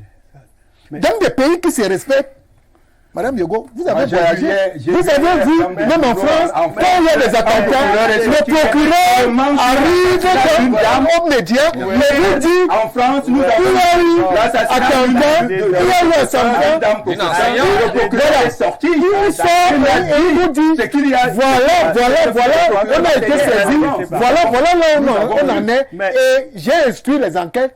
Ils sont en train d'être approfondis. Disons que c'est ce que la première partie là que le président a fait. Donc moi je dis, est-ce que le commissaire Olinga, le premier jour, il a instruit l'enquête, est-ce qu'il s'appelle Belinga aussi? Est-ce qu'il lui est interdit de faire une sortie? Laissez ça dit donc. Est-ce que vous êtes dedans? S'il vous plaît, autant? S'il vous plaît, vous n'êtes pas porte-parole du président. S'il vous plaît, est-ce qu'on peut permettre à M. Monk de chuter qu'on puisse avancer? Non, Madame Yogo croit au président. Moi, je vais revenir. Attendez, je respecte les institutions. C'est tout. Vous n'allez pas me faire parler. S'il vous plaît, est-ce que le commissaire du gouvernement Belinga peut faire une sortie pour édifier les Camerounais? À quel niveau? Parce que ça nous aiderait. Il a les qualités de le faire. Il a toutes les qualités de le faire. On a laissé cette jungle-là. Les avocats viennent chacun qui tienne sa partition. Les journalistes qui tiennent les partitions. C'est là où je vous dis, le peuple aujourd'hui doute. Il faudrait que le commissaire sorte et qu'il dise aux Camerounais où est-ce qu'il en est. Le peuple a des D'accord, on va essayer de comme ça. Je le disais encore hier sur ce plateau, je crois que ce silence autour de cette affaire n'est pas non plus pour arranger les affaires autour de cet assassinat, parce que justement ça ouvre la porte à tout et n'importe quoi, ça vient de tous côtés, les réseaux sociaux, les causeries, les défenses des personnes, chacun y va de sa danse. C'est pour ça que j'ai intitulé, j'ai pris le sous-titre du bal des charognards aujourd'hui, parce que c'est à ça malheureusement qu'on assiste. Et la seule personne habilitée légalement encore aujourd'hui à donner la bonne information, la vraie information à tout le peuple. L'information complète. Non, on n'a pas encore l'information complète. On n'a même pas besoin qu'elle soit complète pour l'instant. On a besoin, puisque c'est encore au niveau de l'enquête, on a juste besoin. C'est l'information d'État. S'il vous plaît. On a eu une première lettre du SGPR qui nous avait dit on a commencé à interpeller les gens et tout. Ok. Aujourd'hui, on est au niveau du commissaire du gouvernement et qui est à peu près ce qu'on appelle ailleurs le procureur. Il est le seul habilité aujourd'hui à faire une autre sortie pour dire c'est bon, j'ai le dossier à main, il y a des gens interpellés, d'autres à auditionner, calmez-vous, l'enquête se poursuit allègrement. Je crois que ça va faire taire beaucoup de choses et on va pouvoir avancer. Mais ce silence ouvre la porte à beaucoup de spéculations. Donc, par moment inutile. Vous, le commissaire du gouvernement n'est pas... il faut qu'il sorte seulement parce que nous on lui dit de sortir. Non, pas que nous on lui dit. C'est normal, madame. Vous suivez s'il vous plaît, on va avancer. De toutes les façons, le commissaire du gouvernement ne va pas sortir parce que le peuple le lui demande. Mais parce qu'il a l'obligation de le sortir. Et donc, attendez qu'il sorte donc. Attendez qu'il ne sorte pas du tout pour le critiquer. Il est sur une enquête. Nous suivons Rosalie très honnêtement. Nous suivons Madame Yogo, personne n'est sur l'instant. Non, mais Rosalie, nous suivons tous les jours. On fait un constat. On fait un constat. Mais oui, quand même. On nous dit, respectez le travail des autres. Qui vous dit? Vous me dites qu'on attend de la voix officielle. Donc on vous dit, qui vous a dit? Respectez le travail des autres. Respectez des enquêtes qui se font. Qui vous a dit? Ne précipitez pas les choses. Parce qu'en les précipitant, ça ne va pas sortir net. Il faut que ça sorte net. Quand on va nous le dire, on saura défendre ou ne pas défendre. Ceux à qui on a remis le dossier. Ah bon? Oui. Ils vont vous dire quand? On attendra. Moi, j'attends. Vous continuez d'attendre. Oui, vous précipitez, vous, moi, j'attends. Et les informations que vous êtes en train de diffuser, on est libre. Je suis libre de dire que je suis patiente. Vous êtes prenez dans des qui? Ça fait 2 semaines que mon président a demandé depuis, le président Cabral a demandé depuis, qu'on en a marre de ce bal je ne sais pas, de diversion. On voudrait la voix officielle, qu'elle puisse dire quelque chose. C'est pas ce que là, moi, ça va plus d'accord. C'est grave. Il ne s'agit pas de me menacer, ça sert à rien. Il ne s'agit pas de précipitation. Je suis libre de dire que Il ne s'agit pas de précipitation. Je suis libre de dire que ma position, c'est que... Mais votre position, c'est la vôtre. Mais vous, je ne vous ai rien imposé, monsieur. Mais nous avons nos positions à nous également, respectez-les. Mais je vous ai imposé quoi? Oui, mais vous êtes vouloir nous dire que nous voulons c'est vous qui me dites que c'est vous qui me dites que je veux être bien vu par le président de la République. Parce que je dis qu'il faut être... Non, nous disons que le président de la République... Alors, vous croyez que quand vous allez me dire... Nous disons, madame, nous disons que ce pays doit fonctionner comme une république normale. Bon, et c'est pour cela que allez la faire fonctionner demain matin. Qu'elle soit une république normale. Et dans les républiques normales, à pareilles circonstances, le minimum qu'un président puisse faire, c'est de décharger des ministres soupçonnés. On ne dit pas qu'ils sont incriminés. C'est de les décharger pour les mettre à la disposition de la justice et au système. Allez appuyer le bouton. Je peux maintenant... Allez appuyer le bouton déclencheur parce que ça dépend de vous. Espérons qu'on va avancer. D'accord. Dans ce grand panel de grand soir, vous êtes sans ignorer. Vous savez, on n'aura pas beaucoup de temps pour le prochain thème si vous continuez. Vous voyez les propos. Bonsoir, ce grand panel du grand soir. Vous êtes sans ignorer que les deux camps qui se battaient pour la succession, dont la démonstration de force d'un des camps a abouti à la mort de Martinez Zogo, sont en train de vouloir se réconcilier, d'où les nouvelles enquêtes dont le funeste but est d'aboutir à quelque chose de moins grave pour satisfaire la pression nationale et internationale. C'est de la manipulation, ce qui est en train de se préparer. Autre réaction, bonsoir. Qui a tué Martinez Zogo? C'est la question. Colonel Danwe et compagnie, qu'on les mette déjà en prison. Amogo Belinga et compagnie, s'ils ont commandité le meurtre, ils vont retrouver Danwe et son commando à la prison de Fou. Bonsoir, c'est Roger depuis Odia, puisqu'il trouve que là on avait trouvé le corps, c'est le procureur de Fou qui est responsable. Bonsoir Rosalie, bon après-midi. Et sauf que ce qu'il dit n'est pas faux, au lieu de tourner en rond. Ceux qui ont même dit, vous regardez les dabos, ça commence à nous rassurer. Bonsoir Rosalie, bon après-midi. Juste dire qu'on a besoin d'allumer un téléphone Android pour le localiser du moment où on l'a déjà utilisé, c'est scientifique, c'est pas une opinion. Si ce téléphone n'avait jamais été localisé, c'est parce qu'il n'avait jamais existé. C'est Asnan Khashoggi qui nous écrit ce soir. Il n'avait pas été allumé ou il n'avait pas existé. Bonsoir ma chère, ainsi qu'à votre riche panel. En effet, il y a dans cette actualité des vérités non dites plus profondes que l'assassinat crapuleux de Martinez Zogo qui, à mon avis, est la partie émergée de l'iceberg. Tout un submersible tapis au taquet dans les profondeurs. Une lecture transversale de plusieurs éléments factuels oblige à aller au-delà des seuls éléments matériels de l'actu russe et de la mens rea du crime, une affaire d'État ou un simple une affaire d'État ou une simple affaire d'État. Je ne comprends pas. That is the question. Je suis donc par là demandé à la dame sur le plateau de se calmer et d'être moins impulsive. Également parlant de la sortie du collège d'avocats constitué du bâtonnier Tchungang en vous disant que ce n'est pas un groupe d'amateurs. Vous, médias, ne saurez faire l'analyse technique de la pratique d'un métier d'avocat. L'aîné Bouni a techniquement effleuré la démarche du dit collège.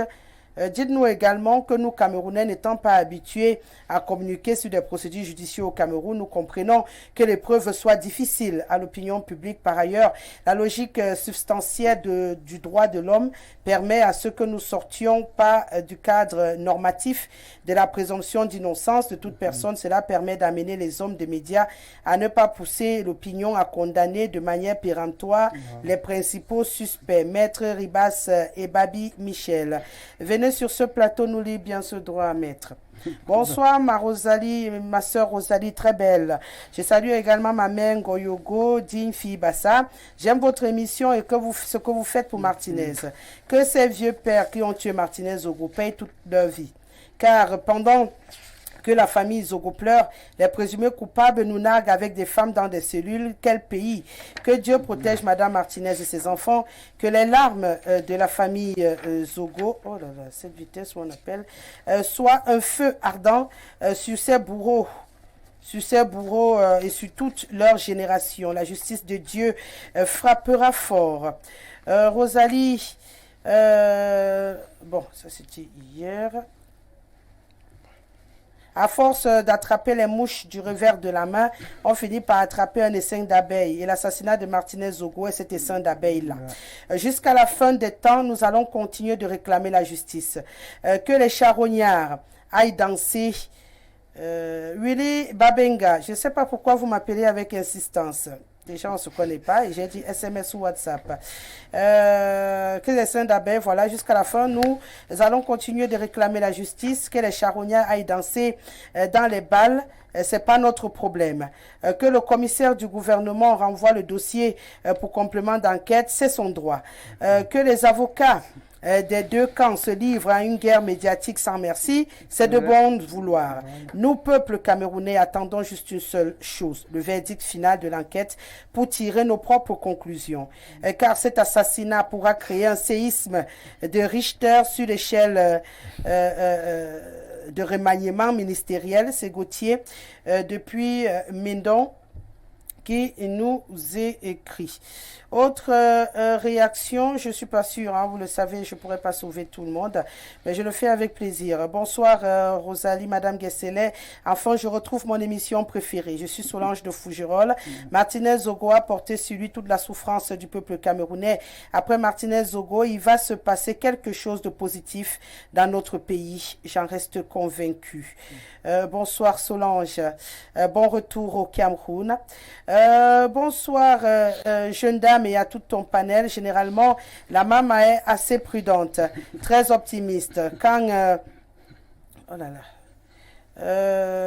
on sait que Popol enclenche un certain nombre de grands chantiers dans ce pays qui ne sont jamais livrés et personne n'est jamais inquiété, vous comprenez que les ministres impliqués dans cette affaire pourront s'en sortir indemnes. En tout cas, Zogo pourrait être considéré comme un sacrifice pour ces gens-là.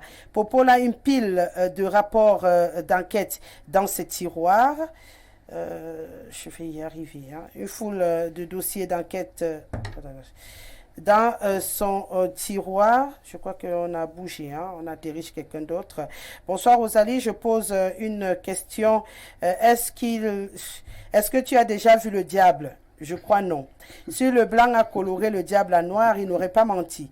Voilà les diables en personne avec son matu vu, avec tous les vices qui les accompagnent et qui est... Bonsoir à la maman, mais qu'elle apprenne à respirer un peu. Pour moi, les enquêtes de la mafia sont compliquées à mener. Vous... Il faut que la mafia... Voilà, sont difficiles à mener. Nous observons et parlons seulement. C'est Franck de Bokito qui a l'impression que là, on a affaire aux sorciers cette fois. La sorcellerie a une autre dimension cette fois-ci. Bonsoir, Madame Guesselet. C'est un bonheur de te regarder chaque fois devant le petit écran. Bon, parlons de l'affaire Martinez, mon frère. Merci beaucoup. Comment tu files le message? Là, c'était un peu compliqué. Il a dit des choses qu'on ne dit pas à une femme en direct à la télé, c'est pas gentil. Bonsoir à vous en studio. Je suis désolée pour Madame Yogo, mais qu'elle sache que si le peuple peut tout dire de cette affaire, c'est juste parce que nous n'avons aucune information sur cette affaire. Moi, vraiment, je ne crois plus à l'avancement de ce dossier. Mais la justice divine fera son travail. Et à tous ceux qui sont toujours en train de m'appeler, je ne peux pas décrocher. Donc, c'est compliqué. Bonsoir ma fille Rosalie. Je pense, comme ma mère Yogo, qu'il faut qu'on donne du temps pour que les enquêtes fassent bien leur boulot, les enquêteurs fassent bien leur boulot. Et pour le bas des charognards, comme vous dites, sachez que c'est ainsi que les deuils se font au Cameroun. Voilà. Souvenez-vous de la mort de Jean-Michel Cancan de Kodo-Sitoni, aujourd'hui abandonné dans la broussaille. Les Camerounais sont prêts à se faire de l'argent dans tout, même au deuil. Sans oublier que les Camerounais se sont fait de l'argent, même du Covid-19. Donc, il y aura toujours des charognards à tout deuil. Mais moi, je pense que ceux qui sont détenus doivent d'abord être déposés à Kondengui et que les enquêtes continuent. Madame Yogo peut être... Monsieur Zogo peut être enterré et l'enquête continue. Savez-vous qu'on fait encore des enquêtes sur le détournement de Vamulke, de Mendoza et tout ça? Je reviens donc dans ma conviction qui qui pense que M. Amougou Belinga sera libéré car son camp se bat pour sa libération. Apôtre Pierre Ramsès, spirologue depuis un Kwabang, qui nous écrit ce soir. Autre réaction enregistrée. Bonsoir à tous sur le plateau. Pardon. Laissez vos émotions, Madame Yogo a raison. Le commissaire du gouvernement a renvoyé les présumés coupables, les présumés pour complément d'enquête, ce qui signifie qu'il faut compléter. Ce qui est déjà là. La preuve, ce que les téléphones longtemps recherchés est trouvé. Et sachez, dans l'enquête de Martinez Zogo, d'autres crimes se sont révélés. C'est pour cela que l'enquête dont je suis avec la Mama, quel que soit le temps que ça prendra, nous, on veut la vraie vérité. C'est Serge depuis PK10 qui nous écrit ce soir. Autre réaction. Bonsoir, grande dame. Ah non, jeune dame. Donc je suis jeune. Toute une maman comme ça. Et tout son panel. Merci pour cette belle émission et merci pour tout. Merci à vous. Voilà. Voilà. Je retrouve également cet autre message qui a été coupé tout à l'heure. Dans ce pays qui sont livrés et personne n'est jamais inquiété. Vous comprenez que les ministres impliqués dans cette affaire pourront s'en sortir indemnes. En tout cas, Zogo pourrait être considéré comme un sacrifice pour ces gens-là. Popol a encore une pile de dossiers dans son tiroir. On sait quand il décide des interpellations. Voilà. Plus 39, je ne sais pas. C'est l'Italie. Ah, ok, c'est Ndobo. C'est Ndobo. Oui, depuis Ferrara. Infidèle finalement. Bonsoir Rosalie, les charognats dont vous parlez ne sont pas seulement des individus, il y a également certains organes de presse qui non seulement sont soupçonnés d'avoir pris de l'argent pour prendre position, mais aussi se sont saisis de cette affaire pour faire bonne figure. Je voudrais dire que les Camerounais ne sont pas dupes. On ne peut pas pleurer un disparu plus que les principaux concernés. C'est Grégor Onoka depuis Yaoundé qui nous écrit. Je crois que notre prochaine thématique, on va juste dire un mot dessus, un tour de table avant de s'en aller, le temps ne nous permettant plus. Bonsoir Rosalie, dites à cette femme... Ça commence bien, quoi. Si Martinez était son proche, elle ne devrait pas réagir comme ça. C'est Boba depuis Yokadouma qui nous écrit. Non, s'il vous plaît. C'est vraiment le temps des messages. Respirez. Qu'est-ce que vous avez ce soir? Non, Rosalie. Ça, donc laissez-les parler. Sur ce plateau, s'il y a une personne qui a soulevé ce problème, c'est moi. Non. Est-ce que c'est là le débat maintenant? Non, j'ai lu pour tout le monde. Et j'ai lu pour tout le monde. Donc, je ne vais pas m'arrêter sur un message pour commenter. Bonsoir à vous sur le plateau. Selon moi, Martinez Zogo est décédé de manière tragique. Il a fallu de quelques temps et on a déjà repéré les présumés coupables. Le sang de Martinez crie comme c'est criminel. Même Dieu est contre ce crime. Chers Camerounais, mettons les genoux au sol et implorons le Seigneur qui mette ces criminels à nu. Que Dieu sauve le pays. C'est Monsieur Dounia qui nous écrit ce soir. Bonsoir, on ne peut pas se calmer parce que Martinez, s'il vous plaît, voilà. On ne peut pas se calmer parce que Martinez Zogo a été torturé plus que Jésus. On attend là et on veut les résultats. C'est Bernard, Camerounais. Il dit qu'on ne va pas se calmer, on ne va pas dormir. On attend ces résultats. Bonsoir, on prend un tout dernier. Merci de votre fidélité, vraiment je me bats. L'assassinat de Martinez, bon, quand vous m'écrivez en espagnol, je fais comment? Ok. L'assassinato de Martinez Zogo tiene mucha consecuencia. C'est peut-être ça vient de la Guinée. Ça vient de la Guinée. Je lis moi seulement. Je suis même en allemand, on va envoyer. Moi, je lis seulement. Il n'y a pas de souci. On est chez Satellite, c'est normal. Celui qui entend la langue comprend ce que le téléspectateur a voulu dire. Est-ce qu'on peut prendre une transition et on revient? Voilà, vous êtes toujours sur Info Télévision. On va prendre la ligne droite pour sortir de cette émission en parlant justement de cette commission mémoire sur le Cameroun qui a été mise sur pied du côté de la France. Question de revenir, vous savez, la polémique sur l'histoire du Cameroun, l'histoire qui a été mal dite et tout. Ça se poursuit. Nos amis de l'UPC en ont fait un cheval de bataille pendant longtemps. Et aujourd'hui, apparemment, on est prêt à reconstituer cette histoire, cette mémoire du Cameroun, mais seulement les noms qui ont été cités pour pouvoir faire ce travail ne semblent pas trouver l'assentiment des historiens camerounais et des patriarches. Je vais commencer par vous, Président, qui trouvent qu'ils n'ont pas suffisamment d'étoffe pour parler de l'histoire du Cameroun et restituer la mémoire du Cameroun. On a pris, je prends l'exemple de l'artiste très jeune encore, qui est censé représenter également dans cette liste le Cameroun. Et pour eux, ils ont l'impression qu'il y a des historiens au Cameroun. Il y a des gens qui ont vécu toute leur vie à faire l'histoire du Cameroun. Il y en a qui ont même vécu l'histoire du Cameroun. Et que si on veut restituer la mémoire de ce pays, ce n'est pas avec ce type d'équipe qu'on doit le faire. C'est comme pour aller vers un trucage dans les résultats, mais on a habitué déjà. Parce que tout soit... Je voudrais dire, madame, que... Bon, vous le savez, hein, c'est vraiment un tour, vous faites des petits résumés de 2 minutes.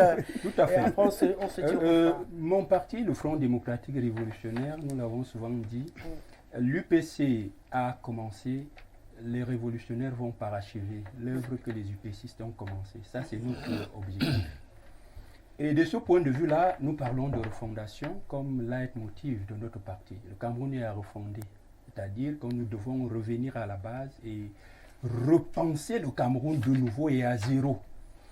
Quand nous l'avons dit, nous sommes également très inquiets parce que lorsque j'ai vu cette décision et tout le rendement qu'elle est en train de produire auprès de l'opinion, il faut le dire, même dans mon propre parti, les gens sont, je dirais pas scandalisés, mais ils se posent des questions.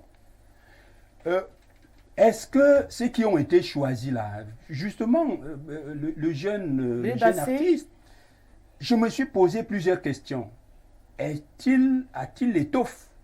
Avait-il existé? A-t-il été un acteur ou un acteur dans cette histoire qui est à retracer, qui est à remettre dans l'ordre? J'ai vu la sortie également d'un nombre d'intellectuels de haut vol que nous aurions, pour mon parti, par exemple, le FDR, nous aurions souhaité voir certains de nos éminences grises, notamment le professeur Abois, qui nous semble quand même assez capé, et d'autres grands intellectuels, historiens de notre pays, y compris également les acteurs UPC. Nous avons encore dans notre landerneau des gens qui ont vécu cette époque-là, qui savent même, pour certains, où se trouvent, comment ils ont appelé, les fosses communes.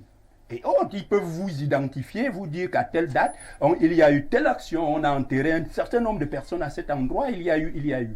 Moi, j'ai dit que, effectivement, j'ai resté sur ma faim. Et moi, je ne voudrais pas faire un procès d'intention à la France. Je voudrais simplement que le gouvernement camerounais et le chef de l'État en premier prennent ses responsabilités. Est-ce que c'est lui qui a donné ces noms-là à la partie française pour les inclure dans la commission? Est-ce que l'État du Cameroun a donné, lui, les noms qu'il fallait, parce qu'il s'agit quand même d'une commission mixte qui doit avoir en son sein et des responsables français et des responsables camerounais. Est-ce que le Cameroun a, à travers sa prééminence institutionnelle et diplomatique, c'est-à-dire le chef de l'État, a choisi ses représentants? Si tel n'est pas le cas, moi j'ai dit, c'est un problème. C'est une commission, donc il faudra reprendre si on ne veut pas donner justement l'impression que les dés sont déjà pipés à l'avance et qu'on ne veut pas reconstituer effectivement l'histoire de notre pays. Nous voulons la véritable histoire. Les générations présentes et futures veulent apprendre leur histoire.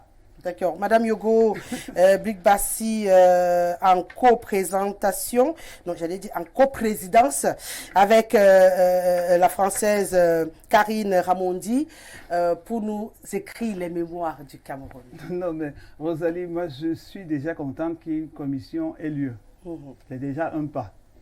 D'ailleurs, ça avait été annoncé lors du passage de Macron au Cameroun. Et je suis contente parce que quand j'ai vu ce thème, je me suis dit, je viens parce que ça me fait plaisir. Parce que je crois que je voulais dire aussi ici que le livre que Thomas Deltorme a écrit avec Tatiga, je les ai aidés dans ce travail-là de reconnaître l'histoire de Oumyobé, c'est-à-dire le Cameroun, une guerre cachée. Donc, quelqu'un comme Thomas Deltombe, je le connais bien, Tatiga, je le connais bien, parce que je me suis dit, je participe aussi en donnant le peu que je sais, ou bien en indiquant des gens qui peuvent. Et dans ce livre au Cameroun, il y a que ce soit le colonel Mang ou le révérend pasteur Nwandi, Njami Nwandi, c'est moi qui ai amené Thomas Deltombe là-bas. Donc, ça veut dire que pour la recherche de la vérité sur ce qui s'est passé, je suis totalement partante.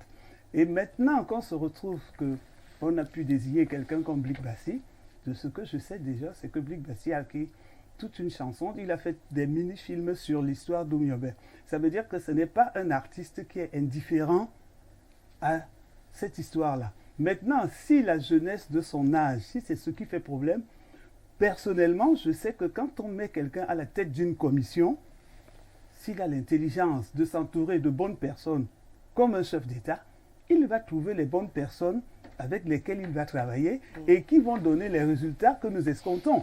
Maintenant, si on met simplement en doute que lui n'a pas les capacités d'avance, alors qu'on ne le connaît pas, alors qu'on ne sait même pas pourquoi est-ce qu'on a pris lui, et que lui, on sait déjà par des actes qu'il a posés qu'il est de ceux qui se battent pour que cette vérité se sache. Parce que au lieu qu'on n'ait pas quelqu'un qui au moins se batte déjà avant, et qu'on dise non, on prend quelqu'un de... Mais si Blik Bassi peut s'entourer donc de Thomas Deltombe, du professeur Abois, de tous qui ont écrit les livres sur Gaston Donat, s'ils font une très bonne équipe de travail, ils vont aller vers les gens qui ont parlé, vers les UPCistes, vers tout ça. Attendons de voir le type de travail, le groupe de travail qu'ils vont mettre sur pied pour se dire que bon, il n'est pas à la hauteur de faire quelque chose. Mais moi, personnellement, pour l'instant, il n'a pas le bénéfice du tout. Non, s'il n'a pas le bénéfice, moi je suis même de ceux qui doivent accompagner s'il y a quelque chose comme ça. Et c'est des commissions c'est un travail qui est fait pour tous les Camerounais. On n'a pas besoin d'être grand professeur. Tout ce qu'on peut apporter pour que la vérité sur cette période se sache, je crois que cette commission prendra cela. D'accord. Monsieur Mbatiogo, jouissez de vos 2 minutes. Alors, c'est vrai. En 2 minutes, je vais essayer de dire 2-3 choses. Rappeler le résumé des tests avec vous. Oui, bien évidemment. J'ai quand même une casquette d'historien politique. Et c'est un thème qui, si une autre fois vous programmez... Oui, ça va être programmé. On n'a pas dit grand-chose dessus. C'est possible que demain, pour finir la semaine... Reconstituer le même panel. Reconstituer l'histoire ou... sortir l'histoire cachée d'un pays demande un certain nombre de paramètres. Il y a, bien évidemment... Je sais de vos 2 minutes. Je suis en train de jouer de mes 2 minutes. Ceux qui ont été nommés ou été choisis, je n'ai pas lu la lettre, le texte, je ne connais pas exactement leur mission. Donc, je n'ai pas eu le temps de regarder les missions qui leur sont assignées. Alors, pour une fois, je peux faire sienne une partie de l'analyse de Mme Yoro qui dit que, de toutes les façons, cet artiste musicien et cet autre Français et qui sont choisis, s'ils sont intelligents, ils vont s'entourer des éminences grisées, c'est-à-dire les témoins de l'histoire, les gens qui maîtrisent la méthodologie de recherche, de rédaction.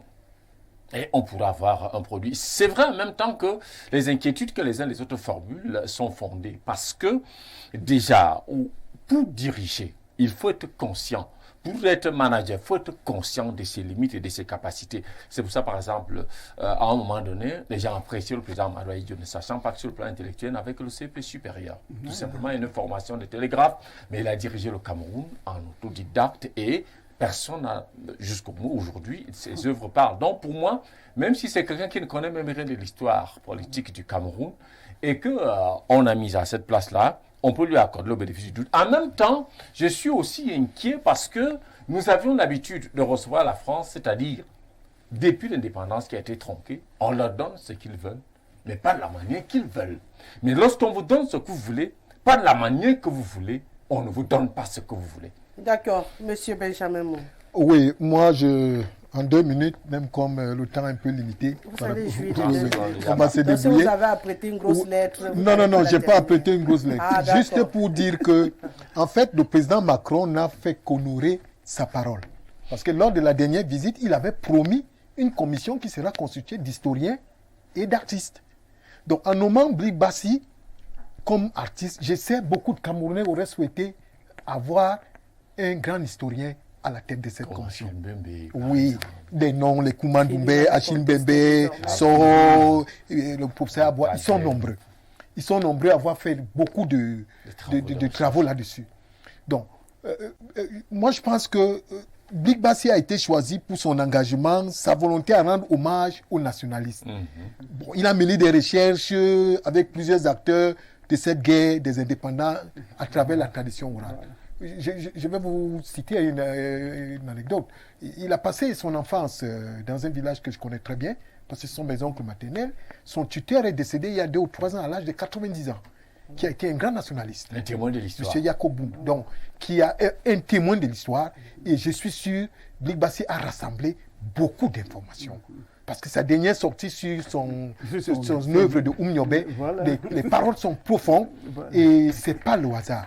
Maintenant, on n'a plus assez de temps. Je vais chuter en disant simplement que les Camerounais sont méfiants actuellement tout ce qui vient de la France. Ça, il faut le reconnaître. Le sentiment anti-français, il est là. La poussée des nouvelles nations, Inde, Chine, Russie vers l'Afrique, amène aujourd'hui la nouvelle génération à voir les choses autrement. Donc, à nous maintenant de prendre nos responsabilités.